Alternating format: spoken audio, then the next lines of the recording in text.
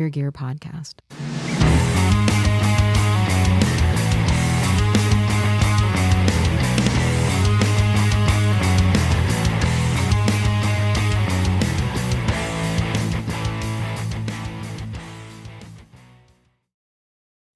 Hey everyone, welcome to the Know Your Gear podcast on Friday. What is the date today? The 6th. It's the 6th, March 6th, 2026 at 3 p.m. So just a couple announcements. One probably important is that next week we still hold to California time, Pacific Standard Time. So next week it'll be 3 o'clock. The same as it is always. The reason I mention that is I'm in Arizona. We don't have daylight savings, just like I think it's us in Hawaii. So if you live in Arizona, 6 months of the year, it's for us, it's 3 o'clock, and 6 months of the year, it's 4 o'clock. But the rest of you, it's always going to be 3 o'clock Pacific Standard Time.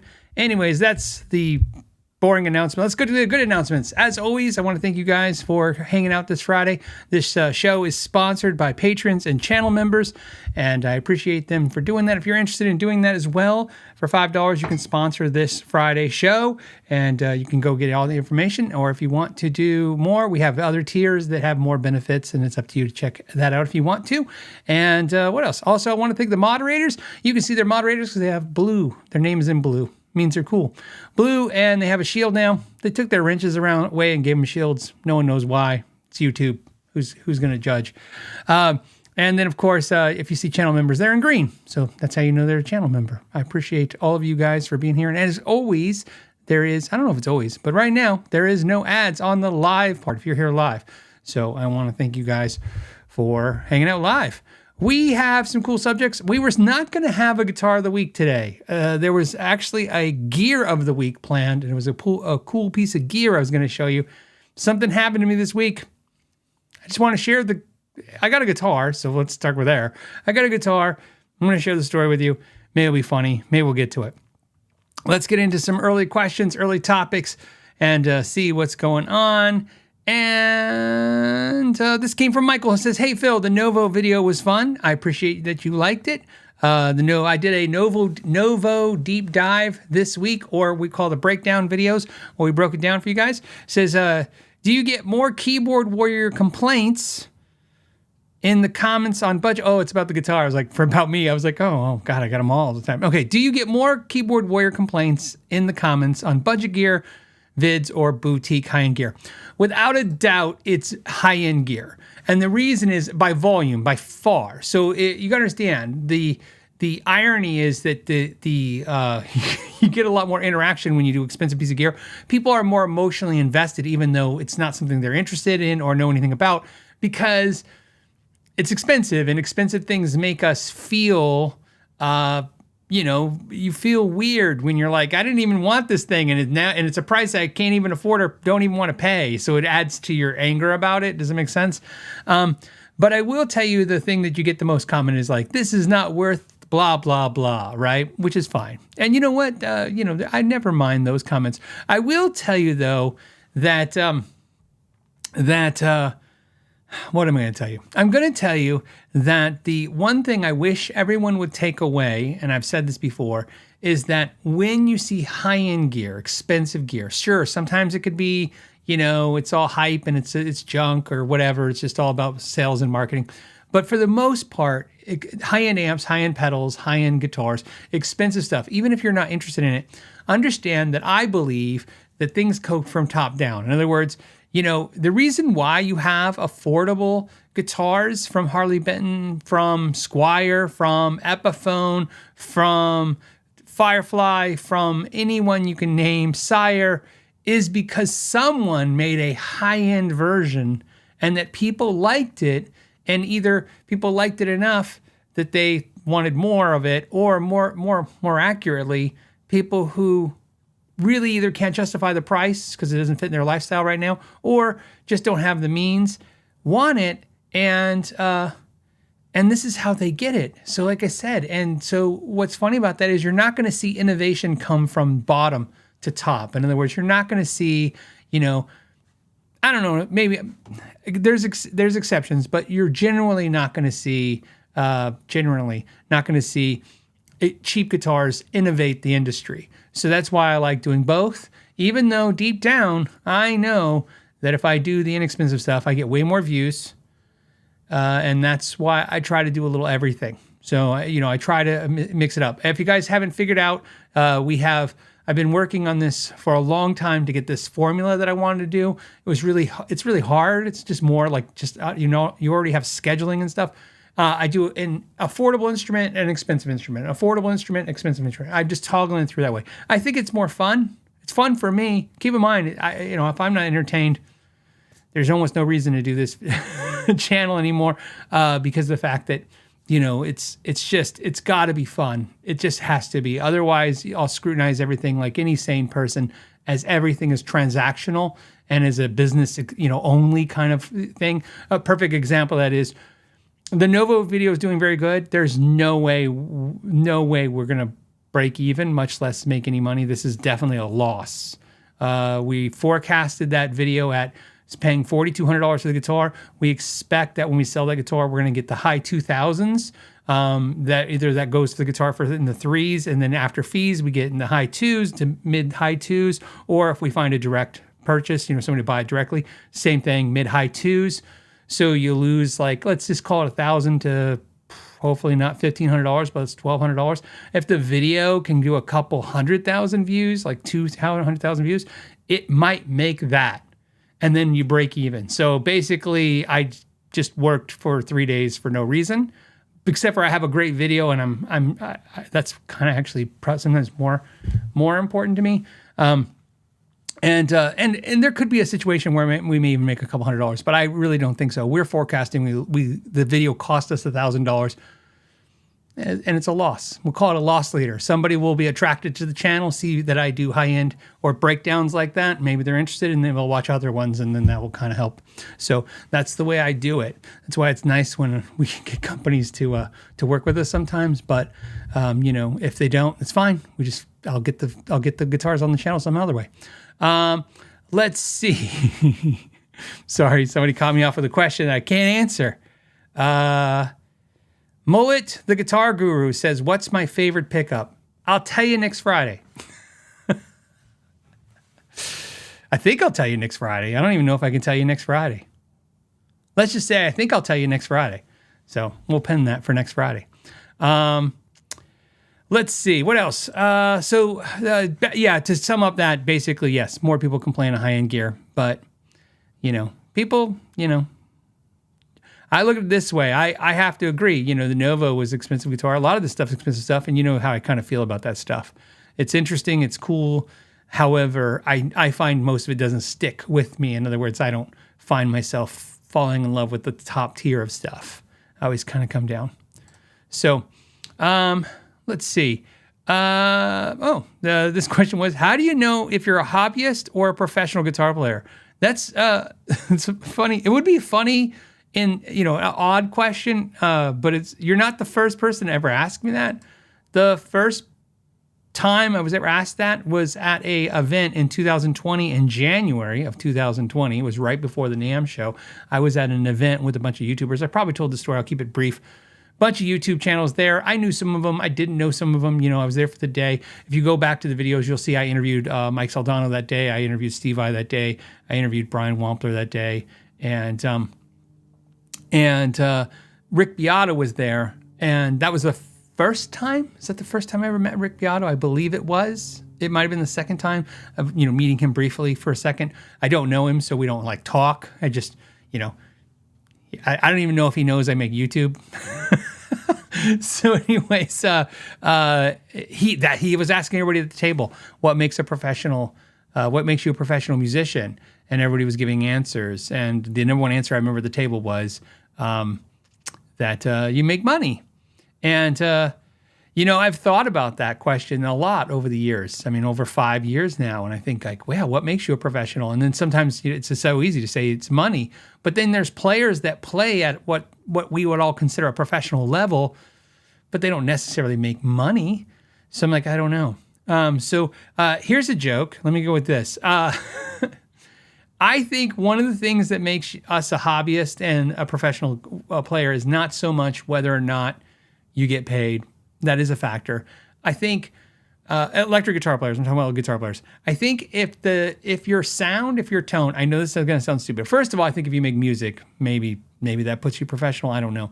But I think if your thought process is the end of your sound is your speaker, in other words, you have a guitar and it plugs into pedals or no pedals into an amp and then the amp into a speaker and the sound comes out of the speaker, I think you're a hobbyist. Hold on. And then I think if the end of your sound, and I notice I'm saying sound, not tone, but it could be tone, whatever, the music you create, if that comes out of a PA speaker or a studio monitor, I think of you as more of a professional player or a professional. Because I don't want to say if you're not making money, maybe you're aspirationally a professional. But I think if that every thought process of yours is that you're the end audience, you're the end, and that's how I translate that. Because at the end, if it's just your guitar, if you're just your amp, if the end of your sound comes out of this speaker that I'm pointing at, this amp, then it's just for you. You're the audience. Then you're definitely a hobbyist. It's never going to get past you.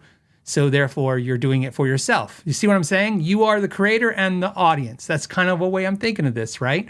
Where, like I said, if this sound continues out into a microphone, into a PA or a microphone or something into a studio monitor, recording yourself, maybe the aspiration is to get that sound, that music that you have out to an audience.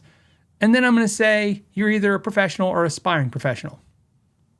I think that might be a way to do it. I'm sure you guys are going to have lots of different takes on that too. It's just something I've thought about over the years because I kind of deep down just don't like the idea that if you make money, you're professional, and if you don't, you're not. And the reason I say that is, having this YouTube gig for many years, there's so many, content creators making money, and therefore by, I guess, that definition of their, if you make money, you're professional, then they're all professionals. And I go, I don't know.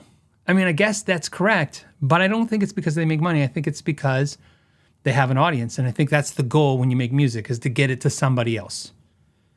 Anyone else besides you. So that's just my thought on that. I don't know. You know what I just realized? I didn't have the Amanda screen up. Yes, Amanda has her own screen. She has an Amanda screen. I tag it. It says Amanda screen. So that's how I know. She sent me some questions. This is from Ted Pikachu. I don't know Ted. It's not Ted Pikachu, but just kind of made me laugh when I saw Pikachu. Whatever. Ted says, I'm trying out two different Freed Fender Tweed. Let's calm down, okay? I'm trying out two different Fender Tweed Champ clones. Do they always sound fizzy with gain? Yes. In my ears, yes. Alnico or ceramic, I think you're talking about speakers, or is the fizz specific to them? To me, yes. Once the amps get small like that, there's always this fizz. A lot of it has to do with the speaker size. The type of speaker is going to make a difference, but there's only so much I think you can do with the physical speaker size. So to me, 10-inch speakers are fizzier than 12s, and they have less bass. And sometimes I like that when it's quiet at night, because the 10, is kind of moving a little bit more than a 12 would at quiet levels, and therefore you get a little bit more of a thump out of it. But still, I feel like it always has a little bit more fizz. That's why I think of a 410 speaker, like a Bassman 59 or something like that, is having a little bit more fizz than a 212 or a 112. And an 8 to me it gets really hard to manage. There's always this top end fizz that I can never seem to really dial out fully. But this is a perfect example of, for you or for, playing with some other musicians, sometimes those small amps, they sound fantastic in a mix, especially in a little, a little jam session or something, or on a small stage.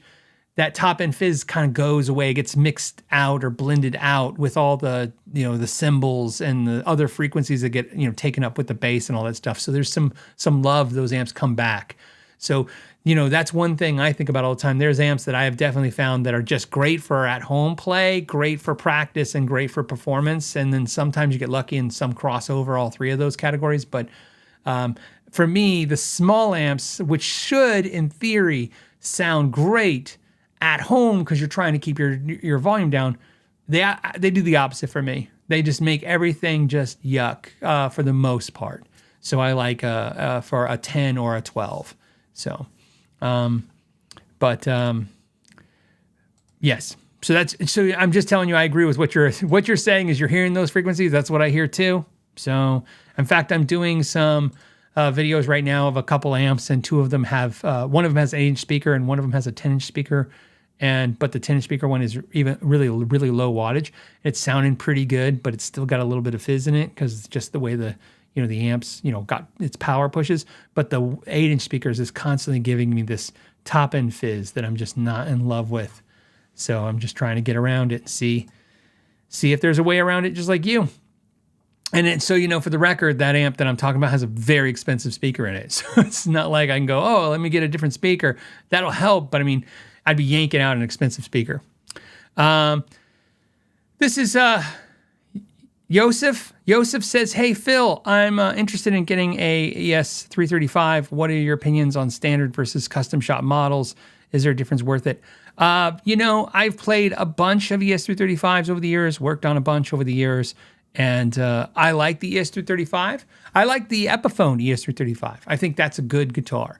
I think the Gibson is sometimes slightly better. They can be worse, depending on, which luck of the draw. I think once you go Gibson custom shop, something that I would suggest is to look at other high-end builders because you're in that price point now. You might as well go look around. But I just recently played a Gibson custom shop ES335, and I just saw the opportunity to play it. It was at a private room, what do you call it, a platinum room at a Guitar Center, and I picked it up and played it. And actually there was two in there. I should be clear about that. There was two, and they were both okay. Like I wasn't feeling like, wow, way above my Gibson ES335.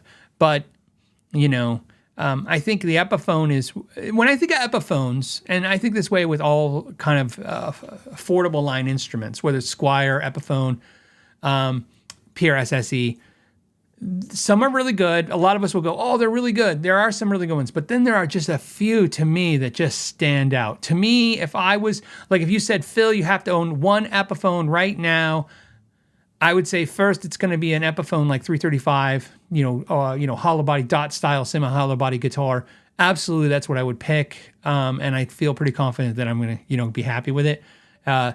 The Firebird Epiphone is another one that I thought was just an amazing guitar compared to the Gibson equivalent. But I would say with Epiphone, I'm going to stick with 335. Just like with Squire, I think one of the best Squires I ever played is the J Mascis Jazzmaster. In fact, I have a video coming soon, a deep dive or a breakdown. And one of my issues with the J Mascis is I think it's better than the almost $3,000 Fender USA Vintage. And better is a hard thing to qualify, but when I say, well, actually price factored in, it feels a lot better. But I mean, it just feels a little better, and I don't know, it's just a little nicer overall quality. So, I think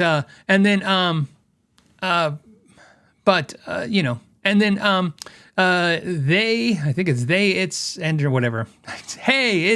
That's what it is. It's it's something Craft. Andrew Craft. I'm going to go with that. He says the Heritage 335 style guitar is awesome too. I have not ever really picked up a Heritage 335 style guitar intimately and played it. I might have, believe it or not, I might have played Marty Schwartz's when he had his, because I was there at the studio with all of them for 2 or 3 days. So at some point I had to hold his guitar and play it because we were swapping guitars back and forth. But again, not intimate. When I call intimate, like I need to spend time with stuff. I don't necessarily need to take it apart and dissect it, but I do need to spend time to get a general idea of what's going on with it. I'm really, really interested in the Heritage 335 because it's like 3 more videos out, but there's if you look behind me, there's a Collins there. Collins right there, guitar. That is a breakdown video that we'll be breaking it down, and it's so expensive, and it really got me thinking about the Heritage as I was thinking about alternatives to the Gibson style guitar. So maybe I'll reach out to Heritage. Maybe they'd like to send one out. I don't know. If not, we'll find our way to get one. But I'm really curious to try it out. But and that would help probably for give you some feedback. So, On a side note, I still have my Gibson ES35. I don't really need it anymore, but for some reason, just can't let it go. So I think maybe if I loved the heritage, I'd do it, but I don't know. Again, it's all speculation at that point. I'd have to, I need to physically play them both and then find the spot where I like one and not like the other. Let's see. Okay, hold on a second. And I'm just grabbing stuff real quick.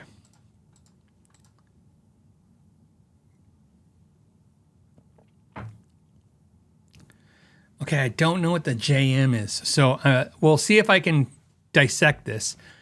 This is from Dale. Hey, Phil, I got a JM copy from Texas Toast. So to me, JM is like John Mayer copy. That's what I'm thinking. J Mascus. Guys, help me out here. What else can JM stand for copy, right? Please help me out if I'm missing it sometimes. Anyways, from Texas Toast. It seems like a great guitar, but the screws on the saddle won't stop coming loose and buzzing. Every time I fix them, they're back out. Can I replace with others? Absolutely, you can. You can. I'm trying to think what they're called. Bolts.com. Something bolts.com. Hold on, let's see if I can find it. Bolts.com. Because it's the one I use all the time. And for some reason, I can't think of it. Bolts.com. Here, we'll find it. What's great about search engines is if you can get close. Monsterbolts.com. Remember that when they used to do that stuff? Monsterbolts.com, guitar replacement screws and tremolo parts. This is where I recommend. They are not sponsors of any videos I've ever done. I just been going there, and I can find all the little cool little fasteners and pieces and grub screws and all that stuff, and you absolutely can find that stuff. My guess, I haven't seen your guitar. I don't know, but my guess is with Texas Toast, they usually stick to everything hip shot, and so Monster Bolts will have all the hip shot sized components and parts and screws and pieces and stuff. So you can do that as well. So it also makes me think maybe you have a defective part. So I don't know. If it is hip shot, I might even reach out to Hip Shot because they are a good quality company. Oh, somebody says Jazzmaster. Okay, see? Okay, so a Jazzmaster. So it's a Jazz Mouse style guitar. I would reach out, like I said, if it is hip shot, I'd reach out to Hip Shot and see if you tell them the problem. They might have a solution, or they might be aware. So you got to understand, sometimes when you have a component that's malfunctioning with the guitar, it's no different than some other industries. When you contact the actual manufacturer, they sometimes are aware that they had a batch that was bad, and you can't begrudge them entirely, but they won't admit that to you a lot of times. They'll just say, oh, we'll send you out a replacement. But that kind of tells you right away when they're really fast with the answer. Oh, no problem. What's your address? We'll send you a replacement. That means like they already knew about it. But because otherwise they hit you with the, what? I've never heard that before. So yeah, I would say if it's Hip Shot, reach out to them. If it's not, if it's an off brand or something, yeah, and Steven says, no joke, Hip Shot has world-class customer service. I've had great luck with Hip Shot over the years. Again, I don't really have any kind of official thing with them. I really like Hip Shot. I reached out to them years ago about, sponsoring some videos and stuff, and they were fine. No bad or good. But you can tell, when you do this for as long as I have, you can tell when you reach out to companies and they're talking, they just don't have any idea what the hell you're doing. Like they just don't know, and it's like a hard thing to explain. Like at this point, when I contact a company and we're talking back and forth, and if I have to go, oh yeah, I make YouTube videos, and like, what's the benefit of us working with you? And you're like, crap. Right? I don't know. All the audience is guitar freaks who like to buy guitar crap. That might be good. That might be good for you. I don't know. Maybe. But you get the idea. So, but I still buy all their stuff on the regular, and like I said, love them dearly. And yeah, my experience with their customer service has always been good. Let's see. Then let's go to another one. Thank you guys for telling me Jazzmaster copy. I don't know why I didn't think Jazzmaster. I'm just like, John Mayer. Okay, this is from Steven, says, have you ever found a scorpion in anything guitar related? No. So that comment is because he knows I'm in Arizona. We have scorpions. If you're not from Arizona, you probably don't know that. They are little and they are see-through, and you find them with black lights. So they glow in black light. So you can find them at night. In fact, I've done hikes with the wife. We've done hikes where you hike and you take black lights and like a bunch of people, and then you look out and it's like the stars out in the desert. That's how many scorpions are around you. And before you guys all get freaky and stuff, they're very tiny, okay? They don't like attack people. It's not like in the mummy movies or stuff. The only problem with scorpions is they're so small that they can go underneath door. I guess, what do you call it? Underneath the door? Is that the door jam? I don't know what you call that. Underneath the door. They can just go right under it because they're like flat. And they don't like the cold at all. So if it starts getting a little cold outside, sometimes that's when they'll sneak themselves in. And the little ones are the most dangerous because they're so small. They're adolescent. They don't know how to control the poison gland for their stinger, and so when they sting you, they kind of give you the whole amount of poison. Where the more mature ones know to just dose you a little bit, just enough to let it hurt. The other thing is that cats are technically immune to them because of their fur. The scorpions can't really sting the cats and stuff, and so cats like to play with crap. So cats are notorious. I have, I'm giving you the story. I can't tell you I've ever had this problem. I've never had it. But of course, now you probably jinxed me. But I have many friends, not one, not two, many friends whose cats have brought scorpions in and put them like in their shoes and dropped them in places in their house. And it's tough because when you're walking around barefoot at night, they're see-through. They're like, you can't see them. They're on the floor. They're tiny and see-through. So it's not like you're walking around with black lights. But yes. I have not. So, it's not something in fact, I have never even seen them in my pool, but I've had neighbors who had them in their pool because you find them, like sometimes they go in the pool and they sink and they're just there. I guess they hold their breath. So, yep. Yeah. Scorpions. Yeah, good stuff. For the most part, they're not deadly. They can be very dangerous though, for little kids. One of my friend's little son, when he was a toddler, got stung because a scorpion fell out of an air conditioning vent. It got from a tree. It went into the tree onto their roof, and I guess got in there. That's what they think.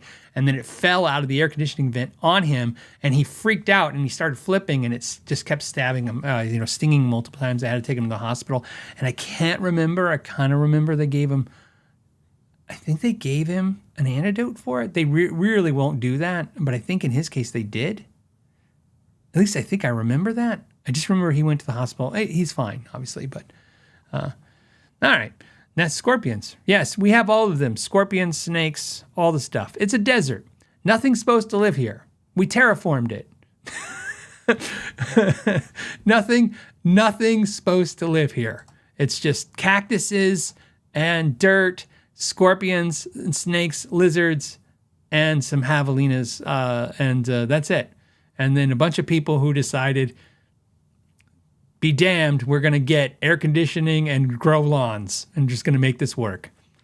So that's how it works. I always tell people not from here, I go, it's just like in the movies, Star Trek, when they go to a planet and they terraform it, or the movie where the aliens come, they terraform the planet. That's exactly what Arizona is. It's a bunch of people who made it look like you could live here, but it's really not. Okay.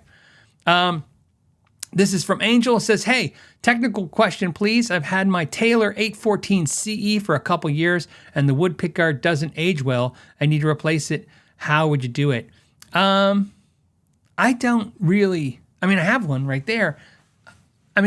How I do it, it is. I don't want to tell you because I'm not looking at your pickguard. So, I have a spatula that I heat up, and I scrape it out very slowly, and I lift it off, and the heat makes the glue very malleable, and I get underneath there, and I just take it off over time. You gotta go slow, and then once I do that, you just kind of take down all the glue out, and then once you got it smooth, you put a new one.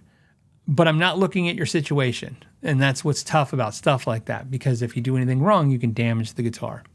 I would imagine that Taylor guitars has to have some kind of video for that. And if not, I will see when I talk to Taylor. I will jinx it right now. I'm supposed to go to the Taylor factory. So we will see. When I say jinx it, it's like it's not been officially planned. It's in the negotiation works right now to have that all happen. It's one of the factories I'm looking at going. This year there's 3.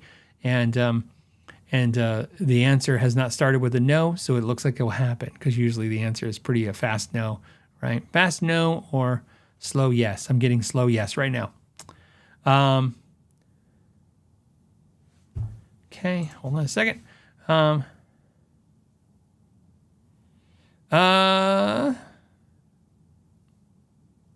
want to say Dynodian Bassman says, what's the most expensive bass you have ever played and did not like, or what was overhyped? I have played so many expensive basses. I've played a lot of expensive guitars, but I have played almost everyone's expensive bass. Now, of course, any Fedora, right? Roscoe, F bass, you name it, right? It's at some point. And I might have owned a ton of those at some point too, because there was a time, like I said, I didn't play guitar. I didn't play guitar for like years and years and years. Like I had a guitar and I was a bass player only. So I would cycle through all these high-end basses. This is many, many years ago. And, Zons, Modulus, you name it. Hyped. I don't know about hyped. I can tell you this. I didn't find a whole lot of love for a lot of the high-end ones. For no particular reason. It wasn't like I could tell you. I don't want to think like, I want you to think like when I never found a Fedora that I loved, but that doesn't mean Fedora weren't amazing basses. I just didn't find the one I loved.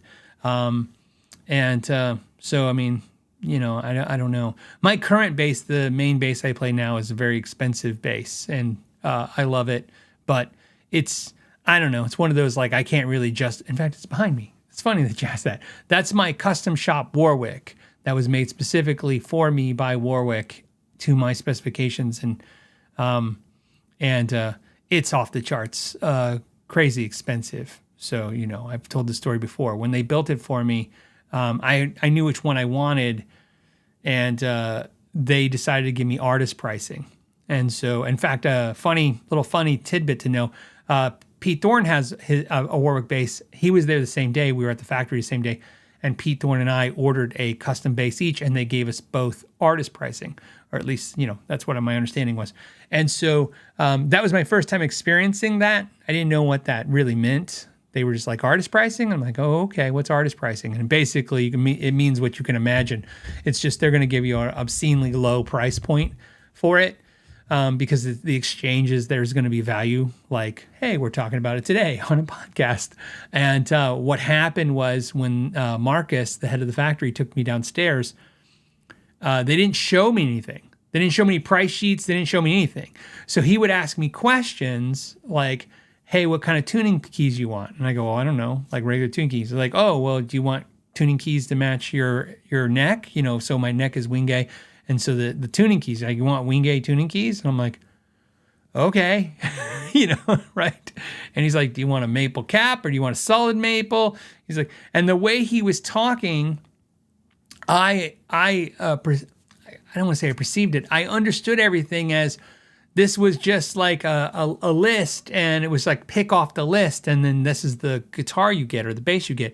But what really was, it was a price list that he wasn't showing me. So the things I ordered on that bass were very expensive add-ons. I was just keep adding. And I didn't know it. So when he would go, how about this? Do you want the church bell brass frets? Sure, let's do that. Do you want a bell brass nut? Yeah, I do. I want that. Do you want a custom preamp or you want a regular preamp? Let's do a custom preamp. This is, right? Do I want a USB charger for it? Sure do. So I was just like, yeah, let's go. And then what happened was, they had already told me a price up front. So you got to understand, they said, this is going to be the price. Before we even walked down and built it, he goes, this is your artist price. And so any other time, any other way, if this went down any way, it would have not worked out this way, which I'm glad it did this way. If I would have known they were comping every add-on to me, I would have been like a friend who you're taking out to dinner. It's like, hey, do you want steak and a baked potato? Sure. You want a lobster tail? I'm like, no, I'm good, right? Like, even though you're not paying for it, you're like, no, I'm not going to run up this guy's tab. Does it make sense? So I didn't know I was running up an insane tab. And when they were done with the sheet, he handed it to me and I saw the price tag and I went, now keep in mind, I knew I wasn't paying that because I already had a predetermined price. When I saw their price tag on that bass, I literally was like, oh my God. I said it out loud, like just like that. And to him, and he was like, you okay? And I was like, yeah, I'm good. So yeah, expensive basses. It's great. I don't know. I mean, I love this bass. I will never get rid of it. I've been playing it now for 7 years, maybe longer. And, I don't even know today if I could, and I don't know what the price is today, but even the price that it was supposed to be back then, I don't know if I would ever actually buy a bass for that price point. So pretty crazy. And that's why I have a Kiesel version of it that I travel with, because because the Kiesel I can emotionally take the traveling of this thing. If this is gone, I'll never get this again. Oh, there's no way. I would never ask them to do that kindness a second time. And I could never justify paying that kind of money for an instrument ever again. That was pretty crazy. Okay. Let's see. Okay. Eduardo says, what is needed to run a Quad Cortex? Okay. Does it plug into a cab? Do I need a computer? Quick Quad Cortex for Dummies rundown. Sure. All you really need is you need something to amplify it. So think of it like any other pedal. Think of the Quad Cortex. Although it's the sound is coming from this, the complete sound, the preamp, you're gonna have room sounds and IRs and impulse response and all that stuff. You have to understand it works just like if you bought yourself a Metal Zone pedal. In the concept of all you have is a pedal, right? You need to output it to something. It's not going to power its own speaker, right? A Metal Zone, I'm just using that because it's a pretty easy basic thing. A Boss pedal is not going to power a speaker cabinet. So you need something to amplify this thing. So the Quad Cortex needs like a powered speaker or a PA system, or yes, you would output it into your computer and maybe listen to it with your monitors or headphones. You need something to for two reasons. One, for you to hear it. So for you to hear it, you could do headphones, a headphone jack in it, or run it to your computer and listen through your monitor or your studio monitors or whatever you have. And if you're doing performance, you definitely need something to amplify it. And that's all. That's how you want to think of it. It's everything in one box except for amplification. It can sound like an amplifier, but it can't be an amplifier because it doesn't have any power. It doesn't have a way to power a speaker. So let's see. Let's see. Hold on.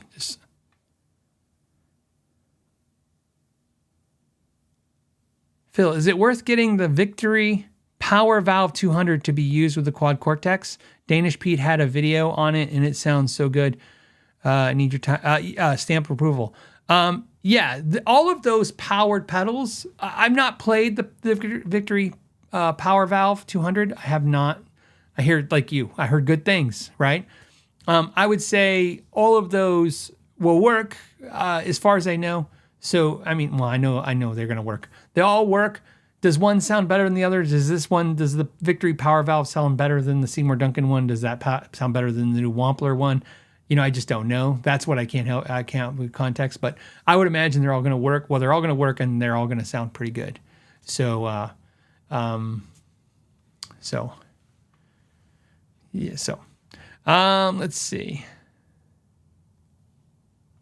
You guys are still talking about scorpions. It is a thing. Although, yeah. Okay, I'll go. I was like, I do have another scorpion story, but I'm not going to tell it right now. Maybe at the end of the show. Let's see.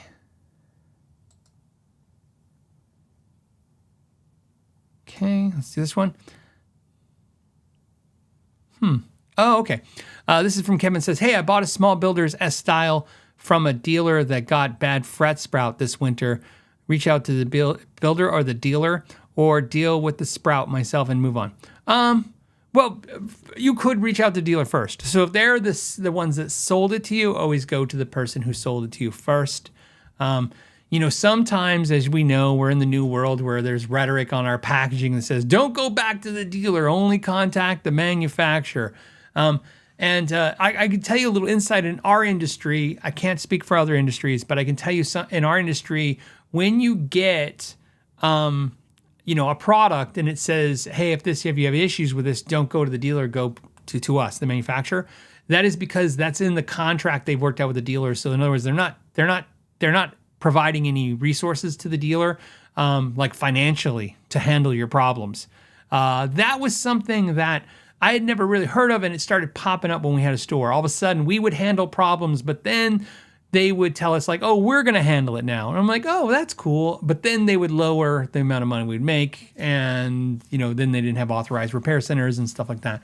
So, but ultimately what I always go with is whoever sold it to you, go with them first, because they have the incentive to help you first because they sold it to you. I know the manufacturer built it too, but that just, first of all, a dealer is supposed to have customer service built in intuitively.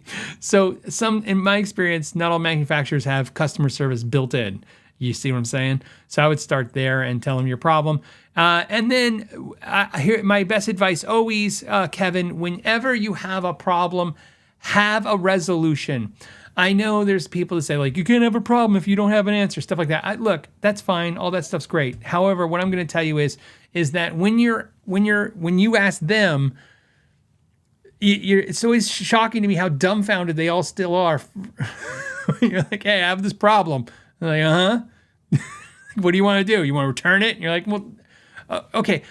Yeah, here's some resolution ideas. So like for me, if it was me, I would say, hey, is this something you cover as a warranty, or as the dealer, or can they contact the manufacturer and get it done so you don't have to ship this thing? Maybe the manufacturer can then pay them to do the service. In other words, can you get the service provided? And that's the first ask, right? Super easy. If they don't, then ask them if they can compensate you to get the service. In other words, like, hey, will you do a reduced cost service for me if I bring it here? Because otherwise, why would I bring it here? I'll go somewhere else because I'm done buying here. You didn't take care of me. You don't have to say that, but kind of like I always think that a little bit in my head. And then if they can't do that, then maybe can they apply something as, like, hey, can you give me a credit on this purchase? Like maybe a $20, anything. Because again, you're giving them the opportunity to fix the problem. And hopefully they'll either A, fix the problem, or B, give you an answer that at least makes you feel good about the fact that they're not going to resolve your issue, but why somehow it's just, I don't know. I don't know what they're going to say, but I've had it go that way with me. I've had people explain like, yeah, we just can't do that kind of thing. Like a good example is like, there are just wearable things, right? Let me give you a backdrop on that. As a retailer, for one of the things that you would get from people sometimes that was a little odd was this is not your circumstance, but I'm just going to give you one that's kind of an odd one for a dealer. There are definitely wearable items, on a guitar. Let's say it's strings, okay? And it was always shocking the first time, but then every time after that, when somebody would buy a guitar from us, and then like 3 months later come in the store and go, oh, I broke a string, I need a new set of strings. And then you would get a set of strings, like, well, what brand do you want? And they'd go, oh, what do you recommend? And I go, oh, like the Dario. And they go, okay. And you hand them the Dario, and they go, okay, well, you're going to put these on for me too, right? And I go, well, it's $25 to put them on. And they go, oh, no, I bought this here. It's defective. The string broke. Like they're expecting free strings in service. And then you have to explain to them like, oh, no, these are wearable items. Like these wear out. Like you're supposed to change your strings on a rate. Like sounds like it's been about 3 months. Like, yeah, they break sometimes, I could give you a discount, and I can even discount the service for you, So that's what I'm saying. That would be one scenario where, but in your case, and I've found it used to be fret sprout was a thing that was covered. If in fact, I've talked about this, I can tell you for a fact, fret sprout was a thing covered by Fender for a long time. We would sell a Fender and you get fret sprout and you bring it in, and then we would service it, and then Fender would pay for it. And then one day Fender goes, told you it's the last CEO or the CEO before him. You can find the official post. They posted like, that's just something that happens to guitars now, and it's not their fault. That's what they said. You can go Google it. Somebody go Google it. And it's what Fender says. It says, hey, it's just what happens, and it's not their fault. So, all right, let's do. Now it's time for Guitar of the Week. Guitar of the Week. That wasn't supposed to be Guitar of the Week. So I bought a guitar this week. This is going to be definitely a story time. So either whatever, you watch it later, you can fast forward. Okay, I'm actually going to timestamp this, the story of Guitar Week, and then Guitar Week. Okay, Guitar of the Week. So let me give you the backdrop, tell you what happened. I sold a bunch of gear, okay, the first beginning of the year. I've been... as you know, we do all these videos, and over time, stuff we buy, all plus stuff the companies compensate us with, it just builds up over time and it needs to go. So I was able to take a bunch of it to Guitar Center. I took a bunch to Zim's guitars as well, and then of course I sell some to you guys as well. But we got rid of a lot of it. It was a lot of it. We got through like 90% of it in a period of weeks, which was really, really, it was a really nice relief for me. Financially, emotionally, physically, just wow. It was taking up every spot in the house.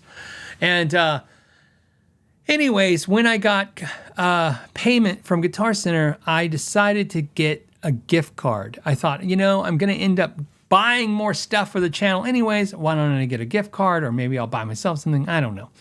So I got these gift cards. And so this week I had went to Zim's and I bought some pedals. I'm going to demonstrate one of the pedals I bought this week.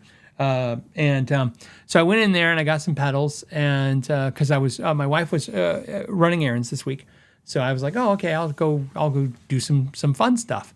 So I went and got some pedals. On the way home, I stopped there was a Guitar Center I was passing, and I thought, I should go in there and see if they have any pedals.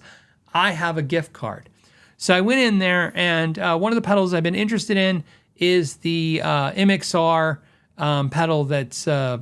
Why do I keep forgetting what this thing is? It's the one that's from the 80s. I guess that doesn't really say much, does it? Anyways, they had it for $245, and so I thought I'd try it out. I tried it out. It was fine.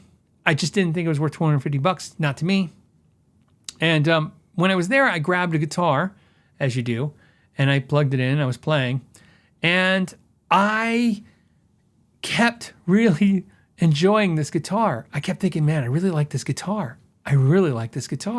And I was playing the pedal, I think a little long, because they came by and they're like, you doing okay with that pedal? I'm like, yeah, I'm doing really great. But I didn't tell them like, no, I think I want this guitar, not the pedal.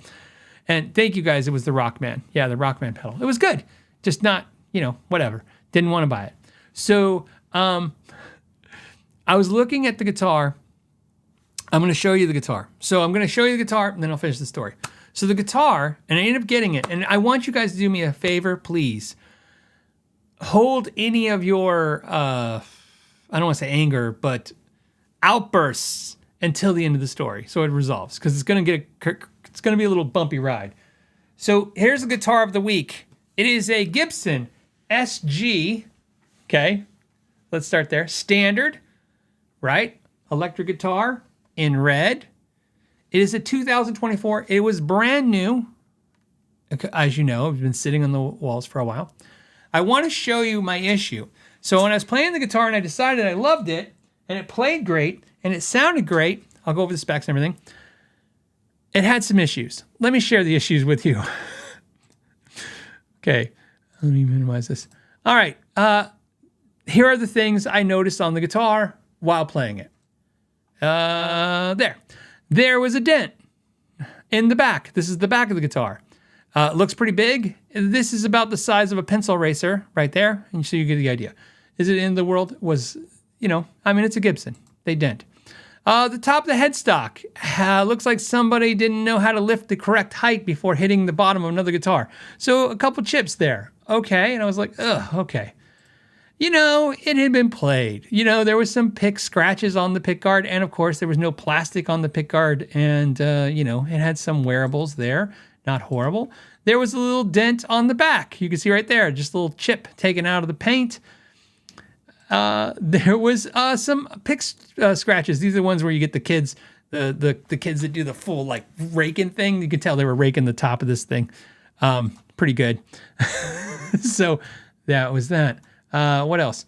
Oh, and of course there was a little bit of grime and grit into the fretboard, and the strings were completely dead.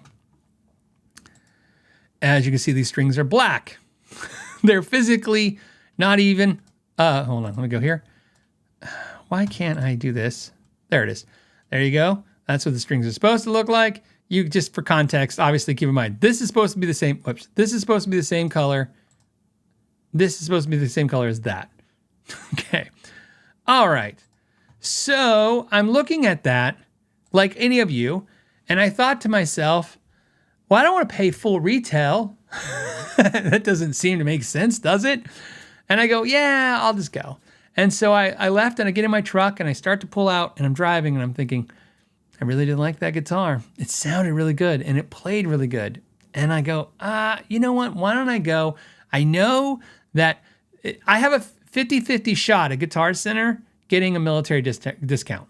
So you guys know, if you go to, if you're a veteran or you're enlisted, currently enlisted, if you go to Guitar Center, they, like Home Depot and Lowe's and a ton of companies, they list themselves as giving military discount, 10% off for veterans and for enlisted and currently enlisted. And but I've learned with Guitar Centers that there's a 50-50 shot it's going to not work. Like you go, hey, a military discount, and they go, oh, not on used gear. But then okay, and then so I'll buy something new, and I go, oh, you guys do the military discount? And they're like, no, we don't do that. And I'm like, oh, it says on your website you do that. And I'm like, we don't do that. And then sometimes it'll be like, oh, military discount, and they go, we do, but not on the thing you're buying today, because that's like super cool, and we don't do super cool discounts. So I've learned like you could throw it as a 50-50 shot. Why not? It's 10%. That's a pretty good discount, and obviously, you get as a service member or prior service.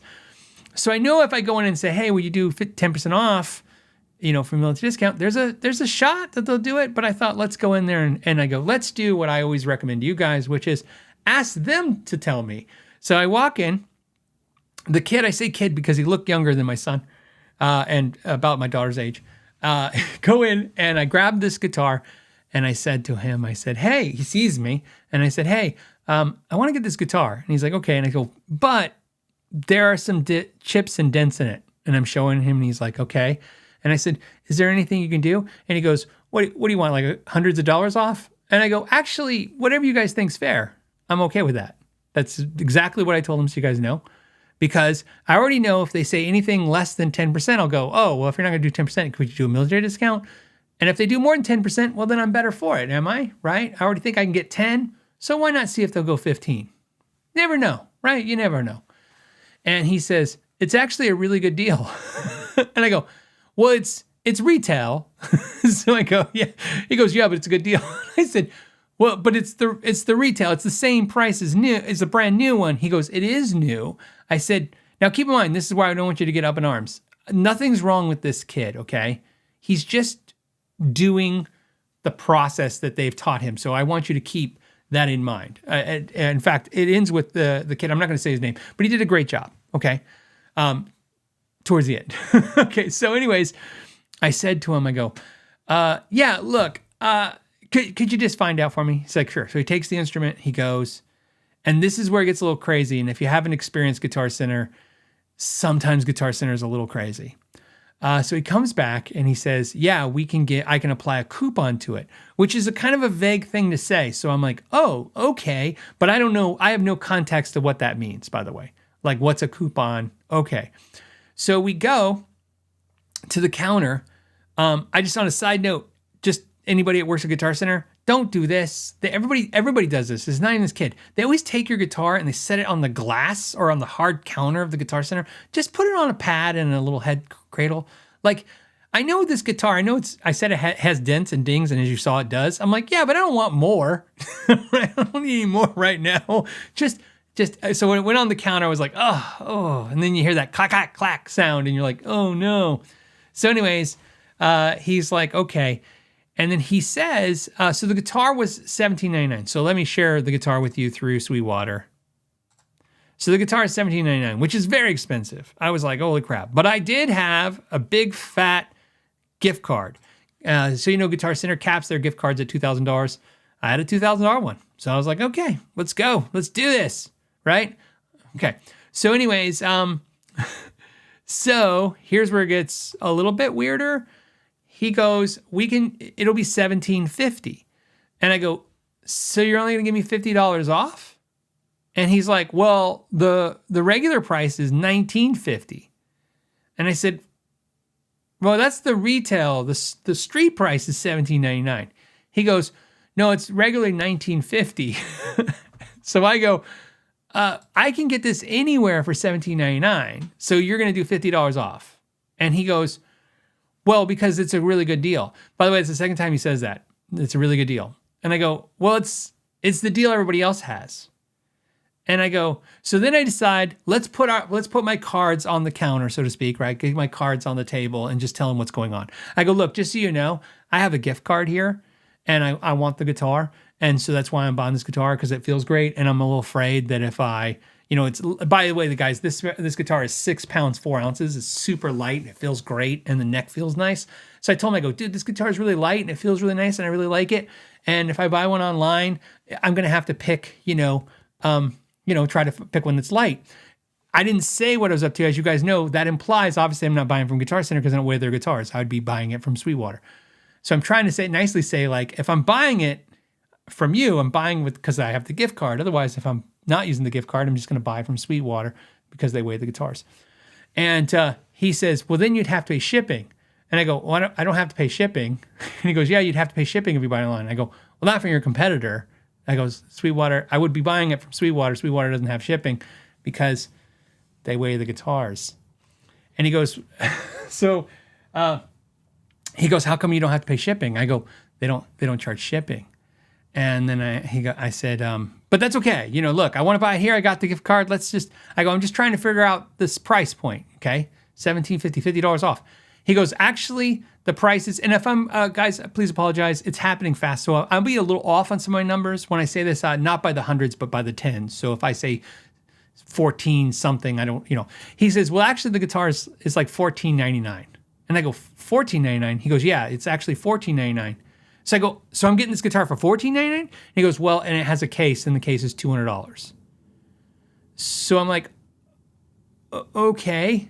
So just so you guys know, if you're not aware of this, Guitar Center started this uniquely to them, I want to say 15 years ago, because I remember we were definitely in the store when this started from Guitar Center, where they started pricing everything that came with a case and breaking it into a separate category. So we all know that it comes with a case. The Gibson comes with a case, but they would just say that the price on the Gibson was this and the case was the add-on.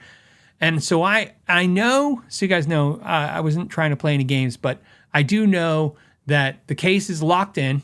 I have to buy the case with it, and they do break that separately. But when he said the case is $200, I said, can I get it without the case? Because you can always try, right? I said, hey, can I get it without the case? He goes, let me find out. So he goes to his manager, right? He's doing the right thing. He goes and comes back and he says, the manager says you have to take the case with it. And I go, okay, I kind of figured you'd say that.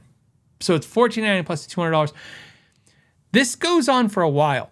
I said, okay, so at $17.50, there's no way you can do any better? He goes, well, we are discounting 10%. I said, 10%? I said, you're going to take $50 off. He goes, well, it's 10% off the $1,900 and something dollars. And I go, so you're putting it at full retail and then you're discounting back down. How is that better deal than just the sticker that's on the price? The price that's on the guitar. And he goes, because we're going to discount it.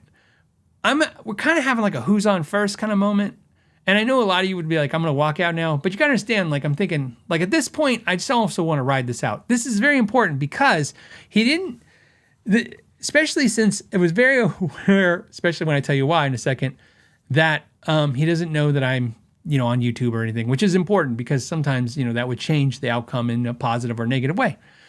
And I said, I basically said, I could get it online from you guys for cheaper too, so because I get a discount. He goes, why do you get a discount? I go, well, I'm an affiliate for you guys. And he goes, so you get an employee discount? I go, no, I'm not an employee. I work with you, and so I get an affiliate discount. And he goes, how do you work with us? And I go, I have a podcast. And he goes, I'm sorry, I don't know your podcast. I go, hey, no worries at all. Like, no, don't worry. I'm just saying, like, I get a discount. I go online. Like, I'm just trying to buy this guitar. Like, how do we make this happen? So he says, well, it's $1,750. And I go, and then with tax, it's what? And he goes, with tax, it's $1,750. I go, okay, wait. We've solved all the problems. I'm just dumb. Life is just weird.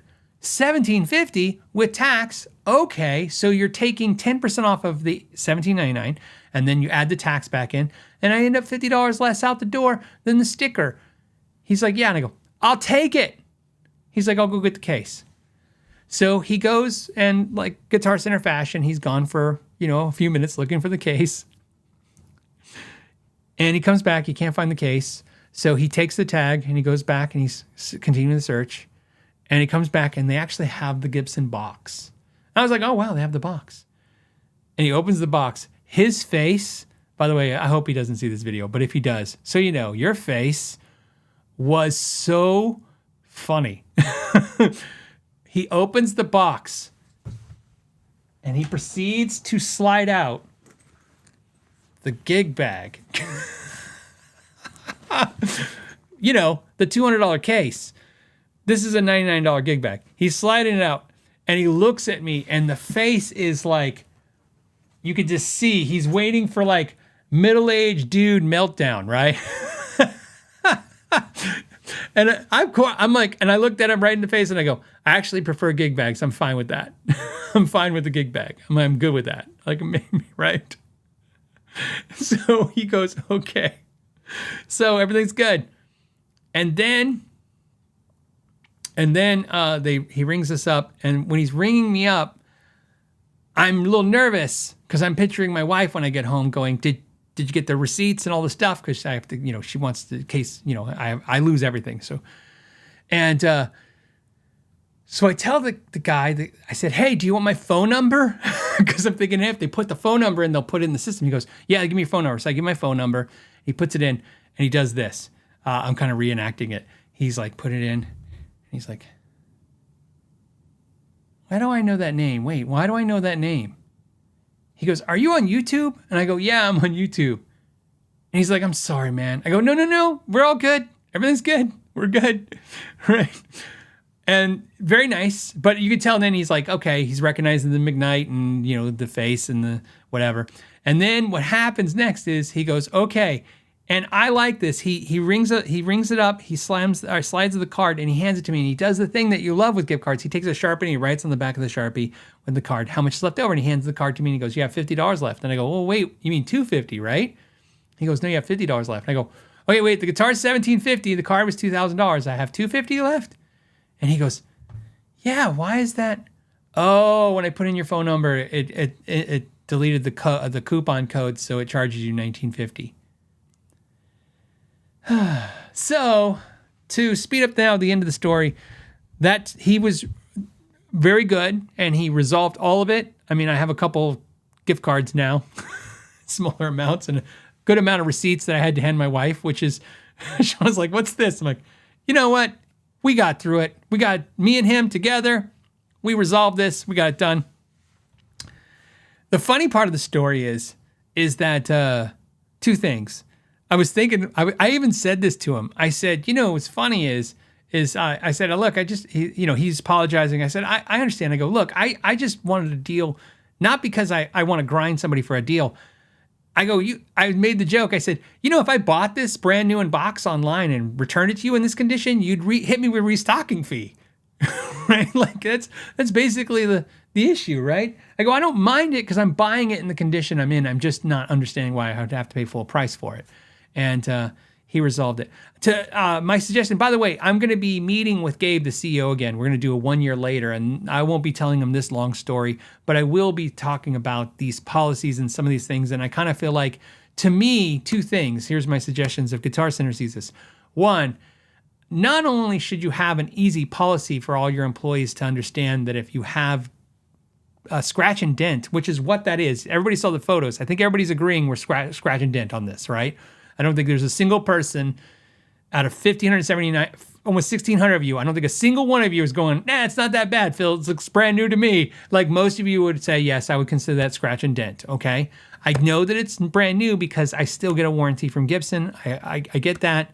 And so I understand the difference between why it's not a used guitar, even though it's got a used look to it. the thing is, not only should you have an easy policy, so if somebody says, hey, do I have to pay full price for this guitar that has damage? But also, you should be actively doing that.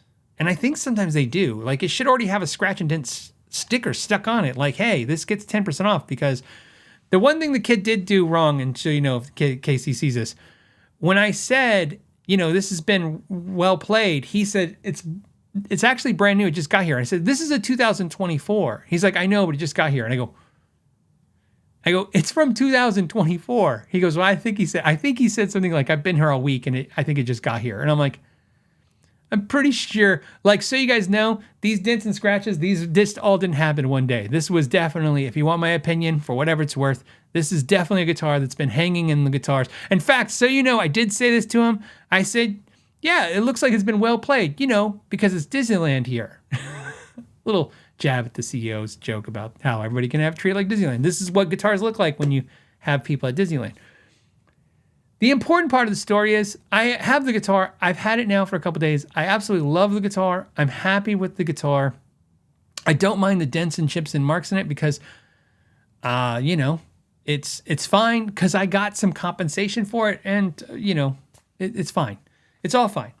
So I just wanted to tell the story because I will tell you guys that sometimes, you know, because you see guys like me working with companies like Sweetwater, our Guitar Center, and I just want you to understand that I do understand what you guys all go through because I go through it too, and I do relay that to people that I know at Guitar Center, like, and I at Sweetwater and stuff. You know, I don't think everything's rosy just because I have some working relationship with them. Okay. Just so you know, the people at Guitar Center, just so you understand where we're at, Guitar Center has reached out to me recently and told me that they want to do a video with me like every month for the next few months.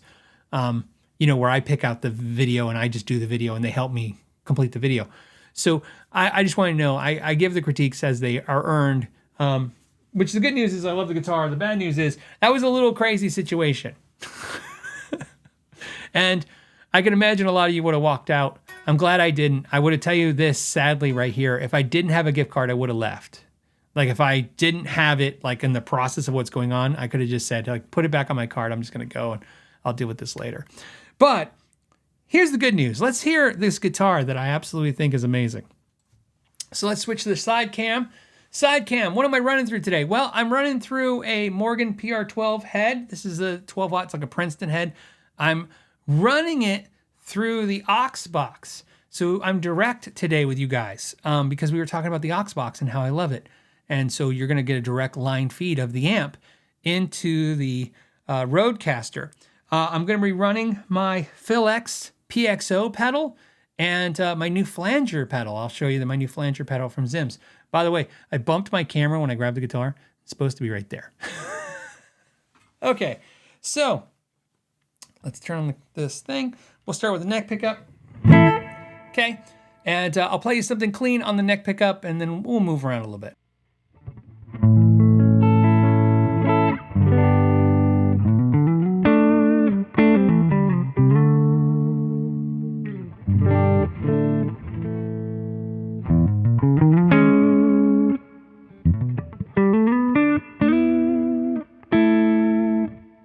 This guitar is very warm sounding, and that's what I liked about it.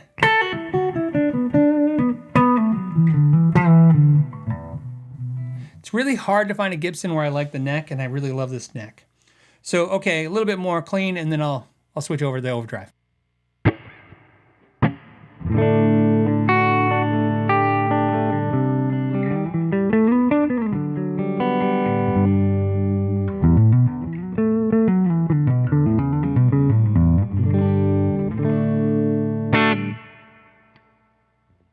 Okay, here's the Phil-X pedal, little overdrive.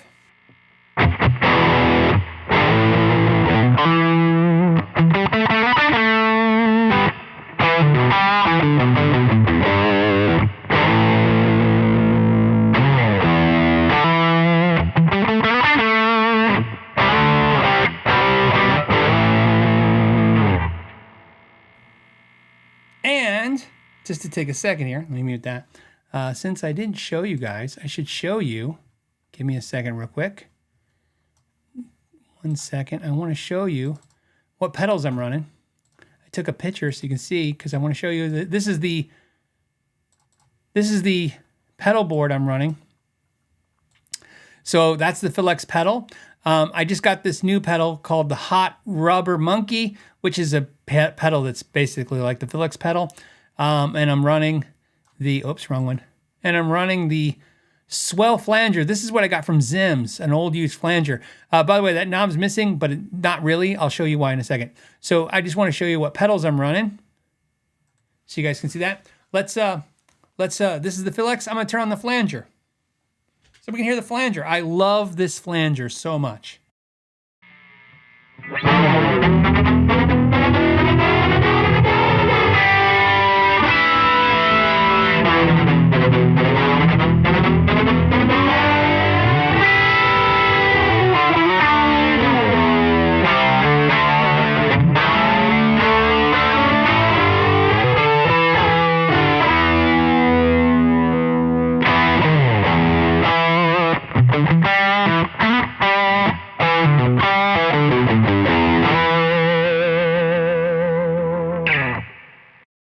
All right, there you go. Let's go back to here and back to me.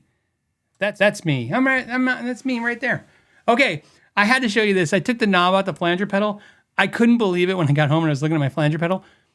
How did I never notice that the Ibanez flanger pedal is a Pac-Man? Look at it. It's Pac-Man. That's Pac-Man, right? I guess it goes this way. Right? And this way? Pac-Man. Anyways, so that's 6 pounds, 4 ounces, super light, plays great, sounds great. The neck is slightly chunky, just a little chunky, but not really thick. And that's why I like it better, not better, different than my 60s one. So now I didn't really need two Gibson SGs, but maybe I do. So, and I feel like I earned it. I feel like it was definitely, it was a little difficult to buy this guitar, a little bit more difficult than I think it should have been to buy a guitar. But I had an epiphany, and sometimes I have that when I'm talking to you guys, and I had one at the Guitar Center, and I want to tell you in a second. As soon as I do the thumbnail, let's do this. Let's go here, and then I go, what? A guitar? That's a guitar. What? Guitar. Okay, so, everybody has a horrible guitar store experience.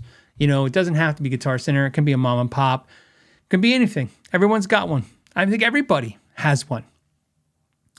And I thought about this because, when you go, when you go into Guitar Center, one of the things that happens is just like a mom and pop, sometimes you have this horrible experience, and sometimes you have these experiences where they don't really help you.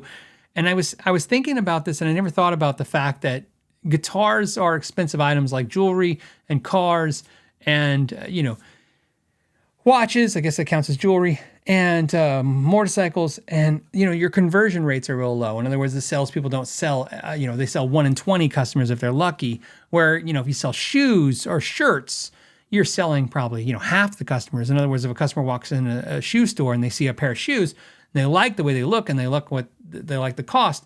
As long as they fit and they're comfortable real quick, they're going to buy them. So you're going to convert a good amount of those. Where guitar players like us there's a lot of work to make that sell. And I was thinking about that. I never thought about it so much. And you think that the sales force that work at these stores know that they got to talk to 20 or 30 or 50 people to get one sale, like a guitar like this. But then it dawned on me, I think what they do, because they don't get paid enough, they just kind of filter internally and try to read to see who might be the buyer. And so that's why I think a lot of people feel like they're rude to so many of us, because they're just looking at us going, is this the buyer? I'm only going to be good to the buyer. So I don't know if that's really a thing, but I kind of feel like that's the epiphany I had. I don't know. Let me know. What'd you think about my guitar? How many of you would have bought the guitar anyways? Even if you loved it. Like I said, I absolutely loved it. And I kept thinking, I could order one online, but I was like, if I do that, here's what I expected was going to happen.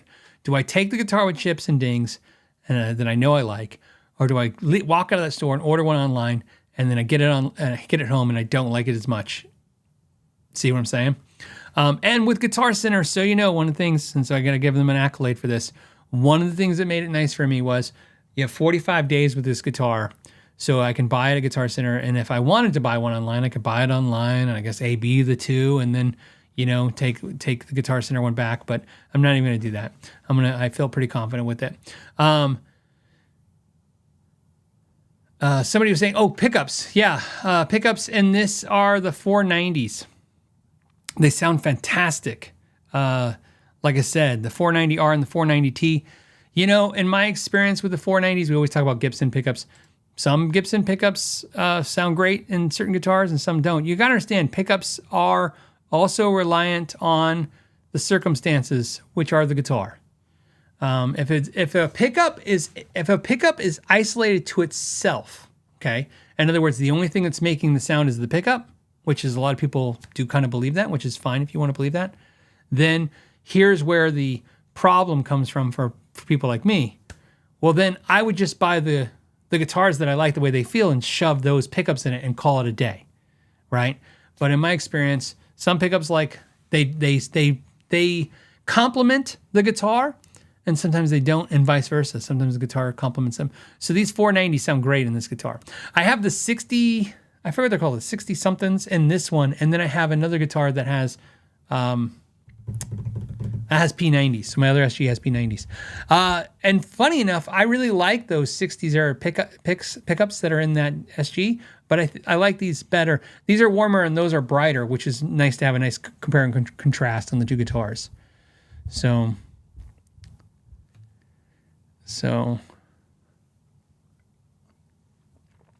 Sean says you need to get a used car salesman to start working at Guitar Center. That's kind of how I feel like the experience kind of felt to begin with. I kind of don't know if it was training or not, but every time he was saying but it's a really good deal, I was like, that's the thing, that's the price. Like, it's everywhere online, right? It's like a car dealer going, that's a really good price. I'm like, that's the sticker. That's the price you're supposed to sell it for. I don't know if that's a deal. That's just what it is. So, it says 61 burst buckers in the 61 SG. Thank you. So I like those. They're a little on the bright side though, but they work with that guitar. All right. Is it time to jump to another topic? I think it is, now that we've done Guitar of the Week. I forgot to say it was the Kiesel. Somebody's going to be disappointed in me. I know it. They're going to be like, you didn't say it's a Kiesel. Okay. We have Tone Shield says, hey, have you ever tested amp shields like Clear Sonic? I have no idea what the hell a Tone Shield is. I have no idea. I'm going to look up what a Tone Shield is. I have literally no idea what a Tone Shield is. It sounds like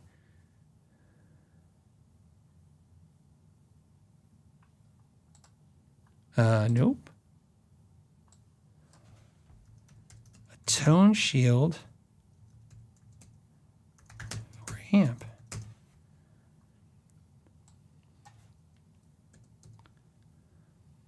It's like a plexi shield. Oh, I wouldn't need a plexi shield. I wouldn't need a Tone Shield ever. So I assume it's like this. I'm looking for an actual Tone Shield, but there's Clear Sonic. Okay, so again, if I'm wrong, I apologize. What's coming up, I'm going to go to images. What's coming up is like those plexi shields in front of amps. I don't crank any amps, so it's not something I would need. Even when jamming other people, I mean, I don't really play any amps that have to be cranked and then you have to figure out how to get them, face them away from you or anything like that. Everything I play, if I go and play with somebody with an amp, I'm definitely got a master volume and I can adjust the amp. That's what I said. I got amps that I like, in the room, and I got amps that I like when I'm playing with the musicians. But yes, a lot of musicians need them for sure, if that's what we're talking about. But I've never experienced them. I've never had anything to do with it. Yeah, and you're saying Clear Sonic, which is what I think came up to. So, but yeah, in my, so have I ever tested amp shields? No. It's not something that I would be be interested in. So it's not something I would actually do on the channel. So, because like I said, I don't run that loud. Okay.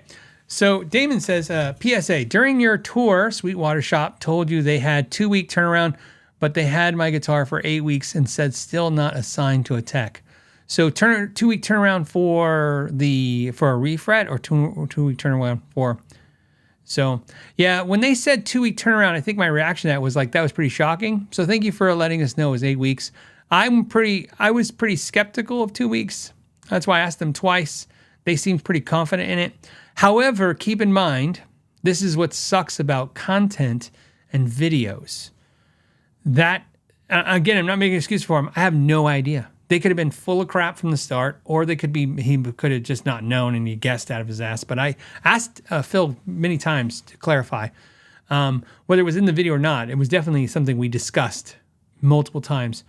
But one thing that unfortunately happens, and it could be my fault, and it could just be the world as it goes, they get way more booked, and then they're way behind. And so that information is dated. Now, even if you, I'm just letting you know, even if you said, oh, I did it right when you did that video was months. Okay, so I filmed that in June. I don't know when that video came out. You'd have to, right? Me and Phil from Phil Richards from Sweetwater, but we filmed it in June, and it was put out much later, or at least a month or two later. So I don't know, but it sucks to hear 8 weeks. Sadly enough, what I was telling him was that's how long everybody takes, is 8 to 10 weeks. That's right, what it takes to get most repairs done with most shops. So, and it sucks that it hasn't been assigned to a tech. Maybe if I get a chance to talk to him again. So funny enough, I'm supposed to do a video with them, I believe in April, about mods and modifications and repairs. And that would be a good, you know what? So that's a good, so I don't forget. Oh, what a day. All right. I don't have it with me. Hold on, let me type this in. Because I'm going to make otherwise I can timestamp it, but I just want to melt it. Sweetwater timelines. So that will be a good thing to discuss with Sweetwater, is timelines, more realistic timelines, and where they're really at right now. Timelines. Okay. So we'll discuss that. Sean says, the reason it takes 8 weeks is because if they hired enough people for it to only take 2 weeks, if they get a slow month, people don't get paid. Oh, okay. So yes, they're on, right. So that's kind of was my thought process, is they could be backlogged right now. And that's where it gets a little messy. And yes, usually they would not.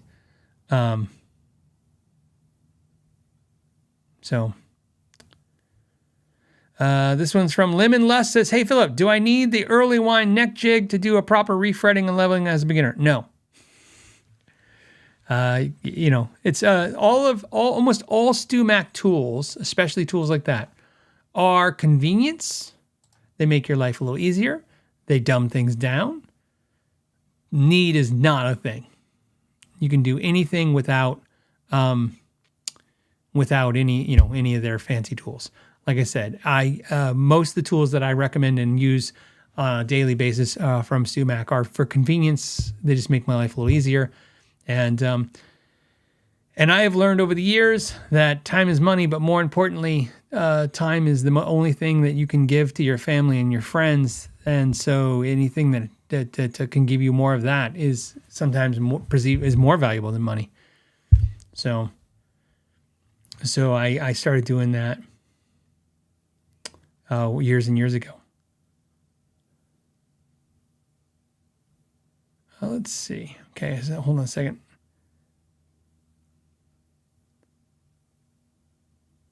Oh, okay, you guys are talking about strings. Like, what are they talking about? Okay, and then let me refresh this, and then I'll grab something. Nope, let me get out of that. Here we go, second batch. I know I'm missing one. Hold on. Oh, that's weird that it...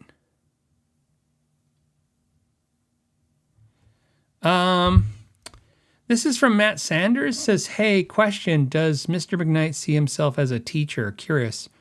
Well, I make educational content. That's what you would consider it. I mean, I think it's entertainment as well. Sometimes they call it, infotainment. It's information and entertainment. I definitely try to make it entertaining. I work really hard to make stuff entertaining. But, I mean, at this point, if you look at people that, take my, watch my clinics, my live clinics through the paid, if you want to do the paid service and watch live clinics, you take that number, you take the people who have watched all my instructional videos. It's an insane number. So I'm going to say yes. Like I said, I just don't know if the word teacher or instructor, but I definitely make the content that is that. So maybe instructional content creator is what I would really consider myself. And in that, you would be a teacher. I'm not trying to play semantics on this. I'm just giving you my logic. I don't really think of it any other way than, so.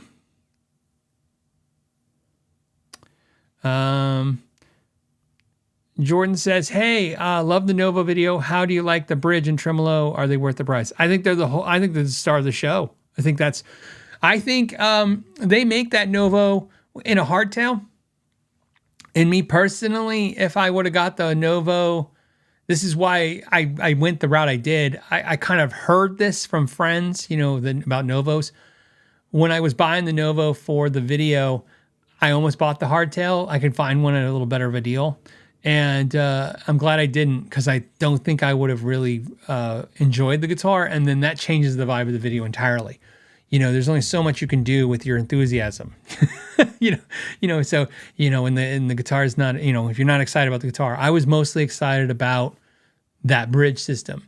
And that helped me, really kind of like, okay, I can see now why somebody's digging this guitar. There's a lot of cool things, like the neck feels nice and the fretwork was done really well.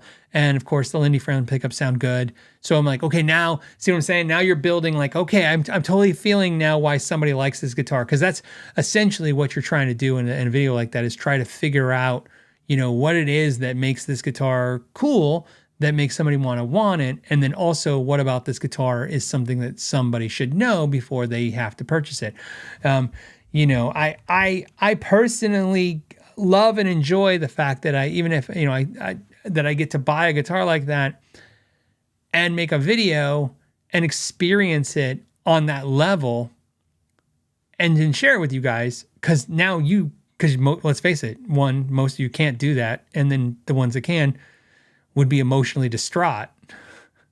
So, a perfect example. Let me tell you a funny story. So let me share. I'm gonna give a shout out right now, since we're talking about retailers. Let me give a shout out to a retailer, and it's a good bad story. Okay, so here's how it's a good bad story. So I'm gonna switch hats. Look at this. So there's my hat. I bought an amp from Palen Music. Look at that. And they gave me some hats. They were established in 1963. They sent me some hats. That was really nice, right? Look at that. So Palen Music, I bought an amp from Palen Music. And it is the experience that a lot of us understand. You have to buy to try, right? You used to try before you buy, which is like the SG. The downfall, what I'm trying to say, the story about the Guitar Center, yeah, that was weird. And it was cumbersome, but at least I knew the entire time I loved the guitar. Like, I love this guitar. If I can just get this through this process, I'm ending this with something I'm really excited about and I really enjoy. And I got home and that experience continued on. Palen Music, which I bought an amp from them, was some of the best customer service I've ever experienced. A great selection. I made the purchase, immediately got the email back, immediately got the follow-up, immediately was, just felt really good about the retail experience. But like a lot of us, I was buying before I can try. So I was buying something because I'm like, I was doing my best guess. I think I'm going to love this amp. I absolutely did not like this amp. I got the amp, I plugged into it, and The first 10 minutes, I was like, this is not going to do what I wanted to do. I was trying to hopefully replace an amp that I currently have that's a little on the large side and a little power. It's a powerful amp. It's a really powerful amp. And this amp, I'm not telling you the amp because I don't want to talk about it. because here's why. It's a painful, okay? So 2 things I will tell you. 1, it's the most expensive amp I think I've ever bought. If not, it's second most, but it's in the most expensive vein of amps I've ever bought. I bought it thinking it's going to be a smaller version of something I already really like. And instead I got it and it's nothing like that other thing. And it's okay. It's not that it's a bad amp, just, with that much money into it, like that Novo, you got to really like it at that price. So same with the Novo, it's like, it's really nice if you can find some things you really like about it. But I want to give a shout out to Palen Music for the great service. And it's not their fault I didn't like the amp. Everything was great except for the amp. And it's not the amp's bad. There's nothing wrong with the amp. And by the way, it's not even that the amp itself isn't good sounding. It's just not doing what I was hoping it was going to do, which is sound like a different amp that I have that's in the same vein. And then for the record, I watched 3, maybe 5, but definitely 3 YouTube videos of this amp. And they all basically claimed, oh, it's like a smaller version of this. And I don't agree. So, all right. Okay, I'm done. I'm sorry. I'm just soaking in the, oh yeah, I was a little bummed out. Trust me, when I plugged it in, you guys know that feeling. You get it and you plug into it, right? And you get the first chord. And all of a sudden you're like, oh, this isn't what I was thinking it was. So let's get into something else. This comes from, and I'm going to mess up this person's name, so I'm just going to go right to the question. It says, hey, Phil, starting up my own shop, sometimes people are shy to ask for post-setup adjustment. Yes, what questions do you ask and what do you observe to make sure that is perfect for them? Sure. Questions that you want to ask a player if you're going to do a setup for them, in other words, if you're going to adjust their instruments, is you're going to ask them, I don't like questions like, are you new? Are you experienced? Are you professional? Are you intermediate, right? People don't like to answer those questions. People who have been playing for a long time, even if they're really good, they're going to be humble and they're just going to say they're intermediate and they're not, and you're going to adjust to that and it's not going to be right. What I like to say is, do you play aggressively? Do you hit hard? See, it doesn't even require a genre of music, right? Things that I think matter to a setup when you're talking to somebody about how they might like their setups, okay? I would say, do you play aggressive with the pick? Are you aggressive on your picking technique? Are you light or are you heavy? Are you aggressive on your fingering technique? Are you pushing down hard or do you push down light? Do you strum heavy or do you strum light? Those are some things. Do you use lots of distortion or do you play clean? What percentages? Like, in other words, like give me, because here's where it gets tricky. Somebody goes, oh, I play a lot of distortion, but that they may only play that, 60% of the time. Then if you set up a guitar and you get that low action they want and in distortion, those buzzy notes hide themselves really well, then they play clean and all of a sudden it sticks out and it's just not that great. So you want to be like, no, I play, mostly distortion, but I do play clean. It's really nice when somebody says to me, oh, I play really aggressive and I only play metal. And I'm like, okay, we kind of can figure out where you're going to, where the action needs to be. And we also know what's going to hide, that sound of that action. Because low action comes with problems, as we know, but sometimes those problems are highlighted through the amp and sometimes they're hidden by the amp. So it's the best way to put that. So that's the kind of conversation I would have. But my favorite thing to do when talking to somebody about their setup is talk about their love of the music. And I find that you can get them to kind of start speaking about. Oh, okay, like so some of those questions, and you go, instead of going, what style of music do you play? Go, what style of music do you like? And people like to tell you the style of music they like. Oh, I love the Beatles, or I love, Metallica, or I love, Kenny Chesney, or whatever they like. They don't like to tell you, the style they play. First of all, no one even seems to agree on that. How many times have you upset a friend and said, "Oh, your band sounds like the Chili Peppers," and they're like, "My band sounds nothing like the Chili Peppers."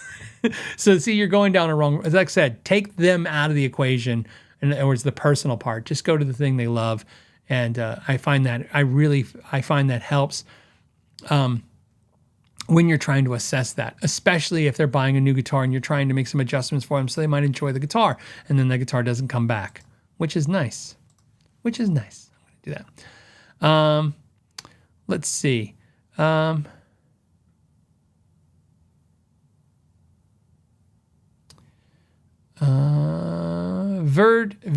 I'm going to say Veedsign 7 says, how hard do they press down on the frets for intonation? I don't know if that's a question or if you're stating it. If it's a question, yes. It's one of the things we care about because it will, in fact, affect the intonation. It also tells you, again, it helps you with gauge of string, understanding what kind of gauge of strings are going to work for them. Also is going to help you with how low or high the action should be. It helps with a lot of stuff. It also tells you how problematic it is. Like I said, I've said this before, I'll say it again. When somebody says, "Oh, I like my action super low and I like really small strings," and I hit really hard, and I'm like, okay, well, this is going to be a problem, right? You're demanding, think about it this way. You've got to think of it like you're demanding a lot from a guitar to do that. You know how many times, and this is about as nice and rude as I can be at the same exact time. I'm trying to be kid gloving some rude information. I've played so many people's guitars. That's an experience that you get only if you repair guitars. You brought, a customer brings you a guitar, and it's their guitar. And I can tell you that a lot of players, you get their guitars and it plays absolutely horrendous. And I don't mean like, "Oh, this guitar plays horrendous, please set it up, make it better." They come in for all kinds of things. Maybe they just want pickups. And you're playing this guitar and you're like, "This is set up horribly." And then you watch them play. And when you watch them play, you go, "Oh yeah, this setup makes total sense. Look at them. Look at what they're doing." And it's not a negative. It's not like they don't know what they're doing. It's like, yeah, based on that style, that's how the guitar would have to be set up. I have a friend who plays really light strings, super, super low action, and he plays light overdrive clean, like Eric Johnson. And his touch, his picking touch and his fingering touch are so light that anyone else, if you hand them the guitar, they're going to go, "Why is this buzzing?" In fact, this happened to me, a funny story, because I told you guys I don't actually hit very hard with a pick. I'm pretty light. I had a friend once pick up one of my guitars when we were on a trip, and he was like, "Oh, I thought your guitar would be less buzzy than this." And I didn't say anything. I was like, "Oh." But I say, I was like, "Yeah, it's because I was listening to it." And he was just smacking the crap out of it. I'm like, "Yeah, I had light strings. I think I had 9s, or I might even had 8s on it. I think it was 9 hybrids. Or 8 hybrids. They started as 8s and they went to a 42. And I had the action super light on that particular guitar. And that's just the way I like that play that guitar. So everyone has a different technique and style.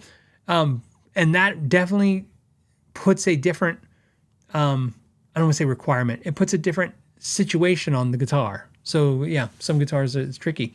Yeah. I mean, some players, like I have a friend, his name's Thor, and one of my favorite things is Thor likes his action high. He likes just high action, tall frets and high action. It's like great. It's the easiest setup on the planet. And it just works for him.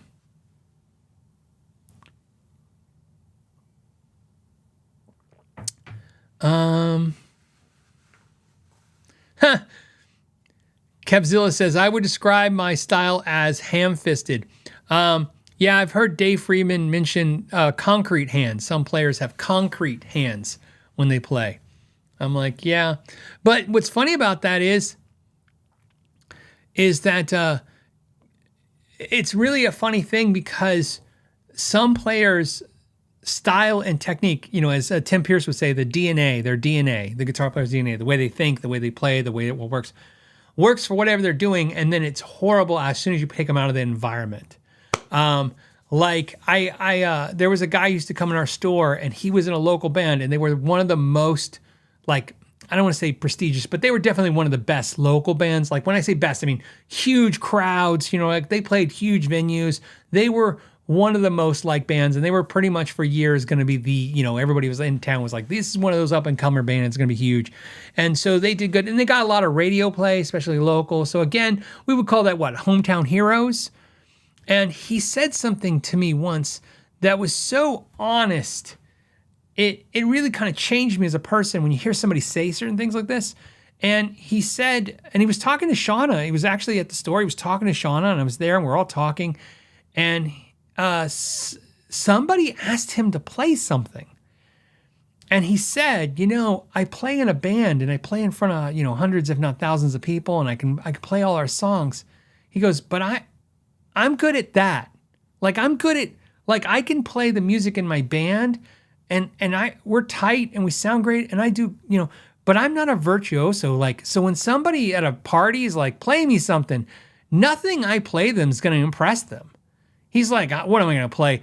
These chord progressions? Oh, look at these chords. Look at how well I play the rhythm section of my band. He's like, but in my band, I'm almost like a star, people are like, oh, I love your music.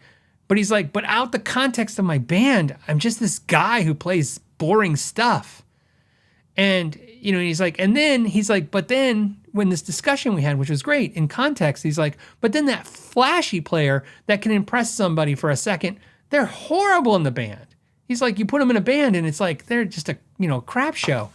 And I felt that way my whole life, especially as a bass player. Somebody would be like, play me something. And I'm like, I don't know what I'm going to play that you're going to like, and a skill set that I've had to work on YouTube forever is that in I'll say my genre and my lane, right? I think I would get this on YouTube, and this is a weird thing to say, but it's just true. The thing that would happen to me on YouTube that happened early on, within the first, I'd say 3-4 years, I would go places and I would play with other musicians that knew my YouTube channel, because at that point it kind of poked out enough to where people were aware of it. And I don't mean every time, of course, but so many times, the majority of times, anytime I would jam with somebody, they go, wow, I didn't think you were that good. I don't mean they're saying I'm bad now. They're always seemed impressed that I played better than what they thought. And I always thought that was kind of weird. And then I started thinking about it more and more, going, right, well, because what we're playing now is what I play, and I like playing this, and I've put my 1,000 hours in, or my 10,000 hours in on this. But when you see I'm on YouTube, I'm trying to demo a different guitar every week, and I try to demo it in a way that the person who might like the guitar will, I can't, it's kind of like, I don't know about you guys, I don't really dig the YouTubers that, and no offense to them, but I'm like, they demo, here's a Strat, and then the next week is, here's a Dane Electro, and then here's an 8-string, and then here's, a Les Paul, and the next one's like, here's a Rickenbacker, and yet they only play death metal on everything. It's just one genre of music, always one style, because that's their style. And I watch that and I think to myself, oh, I get why they're doing it, because if I could just stick to what I think I do okay, I think people would have more respect for my playing. I'm not saying that they think it's good. I'm just saying they have a little bit more respect for it. It's whenever I'm dipping outside of the thing. Also, the thing that happens on YouTube, and this all ties in so you guys know, in case I ever wanted to start doing YouTube, is that most of the time you're playing a guitar that's just not right for you. It's not, there's like this SG, there's a type of guitar that I just like to play. Style, feel, neck. And then when I play a guitar that's totally unlike that, but I need to give some kind of demo to you guys, it's so weird. Because I'm like, I don't know what to do this. This is inhibiting my abilities. And they're not that great to begin with, so it's really tough. So, but anyways, that's my tangent. But I just want to stick with what he said, which is, I remember just thinking how honest that was for him saying, in my band, I'm great, but alone, I can't impress anybody with, his circus, acrobatics, kind of thing. And yeah. Let's see. Oh, so Soil Sample says, I suck at guitar, but my tunes are sick. This is a thing that I think is very, I identify with that. Not only as a player, but just that concept. Yes, it's like, yes, you can, yes, I feel the same way. In other words, I have a kindred spirit to that idea. let's button up the show. Let's do it. Let's just make sure that I'm not forgetting anyone here. And then let's see.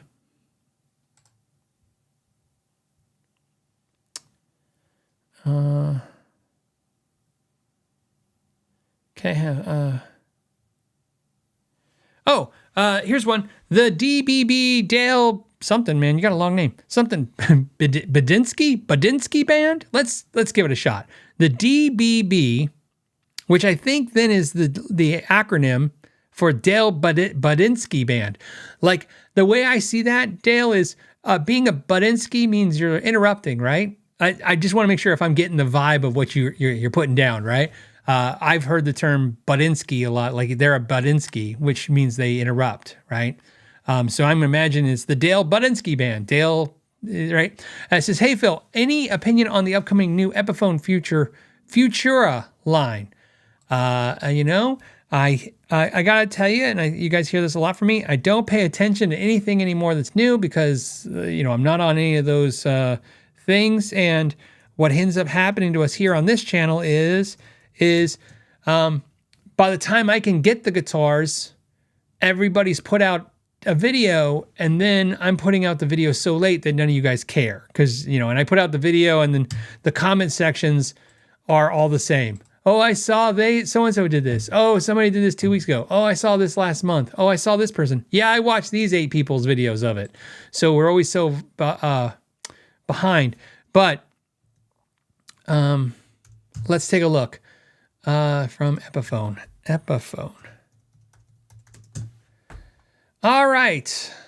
Back to the Future. See, I don't even see this listed anywhere. 2026 plans. Why am I saying this? Furtua lines. I'm going to say it like that. Guitar World. Let's go to Guitar World. This is what Guitar World is showing. Takes the most iconic Gibson body shapes and remixes them with modern professional grade features. Epiphone looks the feature with hot rodded Futura guitars. Oh, stainless steel frets. What? Epiphone? What are you trying to do? Says the Mixer Epiphone debut, long awaited. When did this come out? January 23rd. I will do my very best to get one and do a video. We'll do a breakdown of it. I'll absolutely do that. So we'll see what we can do. Yeah. Thank you for the heads up. So you guys know, anytime you want to suggest stuff like that, you can put in comments here, but you can just send them to us. You don't have to send, like I said, don't send us a story. We won't read it. It's just, we're, like I said, we're always 10 days behind on any given day. So new things to do is just not something we're looking for. But sorry, I'm going to finish this and then I'm going to read this comment that's funny, made me laugh. But if you say, hey, look, did you see this new product line's coming out? Sometimes I can try and buy one like you guys and see if I can get it soon enough. But what I'm noticing now that's tough is the manufacturers outsmarted all of us reviewer channels. And what they do is they get the new product line, they send it to the demo channels before it's even out to the public. All the videos launch, then everybody sees it, and then they get it 2-3 weeks later, a month later. Well, then, like I said, by the time I do it, it's so late. No one thinks it's hot news anymore. So, yeah. So, anyways, the comment that made me laugh was somebody said, "Oh, look at Epiphone getting into the 2015s." Yeah, look, they're a little late, but hey, at least it's moving in the right direction. It's something interesting. What are they going to do? Do something interesting? I mean, And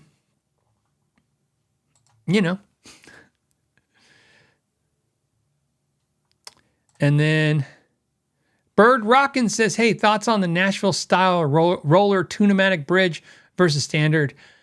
I mean, I never had a problem with the standard bridge. Some players like it because, again, they think it's going to affect the tuning stability. I think the bridge is part of the situation that causes the guitar to stay in tune or go out of tune. The nut is a bigger issue. I have experienced that so many times. So Is it everything? So if your nut is perfectly done, do you stay in tune and have no issues? No, not ever, not always, not ever, not always. But I have Strats, like that custom shop Strat right there with the standard vintage tremolo system. I mean, I just can't knock it out of tune. It's just set up and it's been put together really well. So, I mean, I know it's a different style bridge, different style guitar, but you understand what I'm saying. So, I mean, it's up to you. It's not going to hurt. It's always, everything's an improvement. Everything's going to, like I said, the more you reduce friction of any kind, whether it's through some kind of lubricant, some kind of surface that is more lubricated or smooth, or some kind of surface that then moves, because again, anytime you remove friction or reduce friction, you're improving tuning stability. Absolutely. It just doesn't mean it's that one thing guarantees anything, but obviously it's a summation of the parts, and it's a good idea. So, and if you're into it, and then some people like to do it just because they like the way it looks, and it looks cool, and it improves tuning stability. So I guess my official answer on that is it's a good idea. It's just not necessary. I think you can achieve tuning stability on an instrument without having to go to the roller bridge. And that goes for anything. I know we're not talking about the roller nut, but roller nuts as well. And then last one, Scotty's Animals says, hey, after renting a Strat style for a year, okay, my first guitar was a Red Crackle Series 10. I've looked into buying back my childhood guitar, but I can't justify the nostalgia purchase yet. Don't do it. Don't do it. I have done it all. It never works. You cannot go back. The problem is, and there's going to be somebody who's, look, put it in the comments. Phil, no, I did it. It's amazing. Some can, okay? Some are lying to themselves, though. You got to factor that in, okay? I tried to buy the guitars that I had when I was younger. Like, yeah, why did I get rid of them? I need to get them back. Look, yes, in my case, just in, so you know, in my particular case, most of the guitars that I had when I was younger that are gone, it was economic issues and why they're gone. It's fancy talk for broke. I was too broke. They had to go. I was broke. So I sold them because I was broke, and therefore I don't have them anymore. But really, later, it's not that I grew out of them because I was broke, so that's why they're gone. But I did get better stuff later, and because I got better stuff later, now you go back and you go, it's not the same. It's not. They don't hold up. When we say they don't make them like they used to, sometimes they make them better than they used to, especially in the guitar world. Not everything was a winner. And the bigger problem is, a lot of them take a lot of abuse, especially inexpensive guitars. Inexpensive guitars, just the amount of time and effort you're going to put into it. Now, when we were in a world pre-2019 where you could pick up those guitars that you loved, those Series 10s, for a nickel, yeah, maybe I'd get I did. So, I bought a West Tone that I always wanted, a West Tone guitar that it was like oh man, I thought that was a cool guitar and I really wanted it. And I bought one and I paid, $250 for it, and I didn't love it, and I sold it for like $250 or whatever. Now, when you go and look at them, like people want $700-800, you're like, okay, let's just trust me. You're not gonna come away impressed with it for the most part. In fact, here's what I suggest to you. This is how we'll end the show with some good advice. I like this guitar because it's light. It's not because I don't like heavy guitars. It's because I figured out that for me, I want to create a perfect storm, if you will, to buy a guitar. So for me to justify a guitar, it has to be a guitar that I love the way it looks. I love the way it plays. It's light, right? I'm trying to put as many factors as maybe it has a little bit of a discount to it, some kind of deal, some kind of opportunistic thing that makes this, all the stars have aligned. How could you not do this when everything is so lined up perfectly in order? Is a great idea, right? It's light, it's a good price, it's beautiful, it plays great.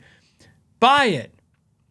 I try to create that environment because otherwise my addiction is an addiction, which means I'd be like, oh, I'm going to buy this guitar. And then you get it and you go, why did I buy this? And then you realize now if you had a couple steps in between just buying it, you wouldn't have done it. So here's what I suggest when you want to go back, when you want to buy those old guitars that you loved, whether it's a Silvertone or a Series 10 or a Charvel or whatever the dream guitar that you had when you were a kid. play it, which is almost impossible. You go, wait, I can't play it, Phil. I can't even barely find them. I have to find them online. And what I'm telling you is, but if you add that as one of your criteria to do, that's your restriction. You can buy it if you find it, and you can try it. And that's just, like I said, put more things in place than just you can afford it. Because what happens, or at least what's happened to me, is the older I get, the more I can afford a thing, and the more I can afford a thing, if that's the only excuse I need, then I do it, and then I go, why did I do this? And it's because the only criteria was I could afford it. And your logic is, well, I couldn't afford it back then, and now I can. But like I said, put more things in place than that. So that's my 2 cents on that. And then, but otherwise, do what you want. But I know the rule is if you say you should buy a guitar, we say yes. And then this is because it came in last. It's from Charles. Charles says, hey, have you noticed an increase in guitars with fret sprout? Actually, I've noticed a decrease. Let me tell you why. There's so many in stores here in Canada, especially guitars from Indonesia. Yes. 2 things. Okay. First of all, there is an increase in fret sprout. So let me just tell you. So there was a massive increase in fret sprout in the last 20 years. In 2005, I'll just tell you what Shauna was saying. Shauna was telling somebody this the other day. She doesn't even remember fret sprout in 2005. I also don't remember it. I remember my first experience with fret sprout. We both remember it. We both remember the day we both saw fret sprout. It was a Washburn Lion guitar. Okay, so it was Lion by Washburn. We were a Washburn dealer. It was in 2006. We bought some Christmas packs, and instead of selling the packs, I thought I'd pull them out and set them up and make sure they play great.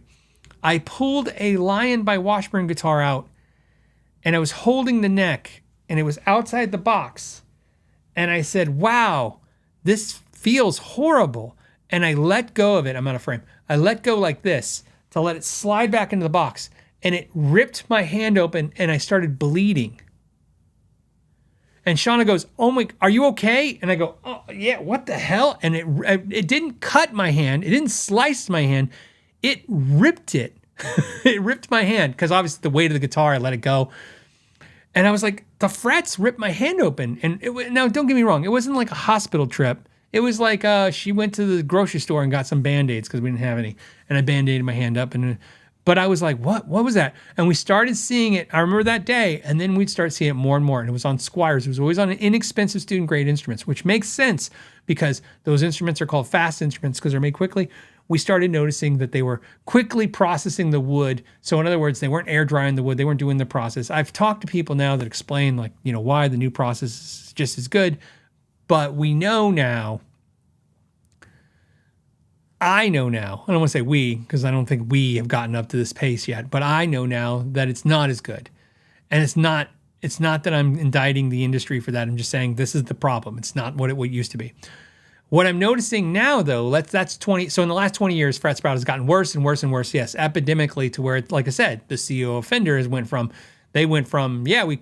we will correct it to now it's just a thing that naturally happens and we're not responsible for that. So obviously they've seen the increase too. That's why they want to stay away from fixing it because that's a hellacious cost to add to them. However, on that note, I'm noticing now it's decreasing. Look at how many companies are decreasing. And the reason is because the thing they can't change, which is the wood, although they are trying to roast the wood a little bit more, they're just changing the process in which how the frets are done. And you were talking about guitars, a lot of them for Indonesia. Sure, there's a lot of manufacturers in Indonesia, so that tells you a lot. But they are working on improving it. And the reason why they're working on improving it is because so many more YouTube channels are focused on it. And they're not dumb. Their job is to sell guitars. And when you have somebody, it's not like Phil McKnight said it's bad, we got to fix it. They could care less what I think. What they care about is what you do. And what you're doing is saying things in the comments like, oh, that didn't do well. I'm not buying that. And what they see is, oh, we're going to lose sales. So they are working on improving it. And I've seen a huge improvement. The problem is, I'm going to tell you right now, most of the improvements at certain price points. And there's just no way to guarantee it. The one thing that, one thing that sucks for them is not that I started this YouTube channel and started testing Fret Sprout and started testing that stuff and talking about it. Not that I was the only one by far, but I'm just saying, here's what I added to it. Not the test, although that's a funny thing that I did. I also am in pretty much the driest, if not one of the driest climates in the entire country. So you got to understand, Fret Sprout happens here probably the most, if not one of the most. If you think about dry climates, it's other than if you live in a cold climate where you're running your heater all the time, it's really dry climates are very unique, like mine, right? We are in a very dry climate. So the problem is actually exaggerated here, which is good because if it's going to happen, it's going to happen here. So, and then Dank Forest says, Philip McKnight, is it true that most guitar brands don't level and crown their frets from the factory? No, they all level and crown their frets. No.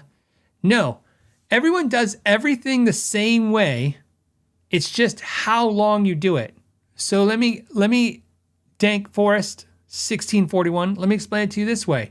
If you paid a kid $5 to wash your car in the front yard and he did it in 10 minutes, I want you to think about how clean your car is, okay? And then if you paid a kid $50 to wash your car and he spent 2 hours on it, I want you to think how clean your car is going to be, okay? Obviously, both are doing the same process. They're going to hose your car down, then they're going to suds it up, then they're going to wipe the suds off, then they're going to dry the car, right? But the kid doing it in 10 minutes or $5, he's like this, right? He's just like, down, out of here, right? The other kid, he's got the air gun out. He's air gunning out the water out of the lines. He's taking the time, okay? They all are doing the guitars the same way. No factory I've ever seen or been to has skipped any process, okay, or eliminated a process. But they definitely, the amount of time on it, and just so you know, and I've said this many times, a fret level, okay, so a fret level and crown when they're doing the frets, in a factory overseas, it's 15, 20 minutes of work. In some of the factories in the US, including the Fender one, it's 30 minutes of work. At the Sur facility, it's like an hour. It doesn't sound like a lot. That's a huge difference. It's twice the time doing the same job. Not twice the time to do mini jobs, the same job. That's why I like the car analogy. You have the same size car, right? Even you can for my analogy, make the kid the same kid both times, right? What happens if you give somebody twice as long to do the same job? Besides accounting for the fact that sometimes they're lazy and they're not going to do it. We're talking about apples to apples. They're going to do the same job, but they're going to do it twice as long. They're going to catch all the mistakes. They're going to fix little issues. They're going to polish things out. So that's what you notice. So that's just my thought on that. All right, guys, on that note, I'm going to let you go. You guys got a weekend to do. Thank you guys all for supporting the Novo video. Look for the next video, for the next breakdown video. And if you haven't subscribed or check out the second channel, check out the second channel. It's beating this channel. I'm laughing because it kind of bugs me. Just a little bit, not a lot. It's both, I guess they're both my channels, so it's good. I'm excited. The second channel broke 700,000 views, and it's actually getting more subscribers than the main channel now. So people seem to like the content on the second channel as well. And I have to admit, I get to watch it now because, like I said, I don't see it until it goes out. So even I'm like, oh, that's a different take on something I did or said. But anyways, I want to thank you guys all. Check out that channel if you want.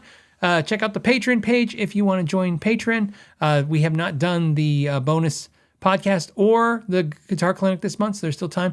If you join the Guitar Clinic, it's $19 a month, but there's a coupon code you'll see when you go to Patreon for 50% off for the year. So that makes it like $100 and something, like $115, $114 for the year. So just think about that.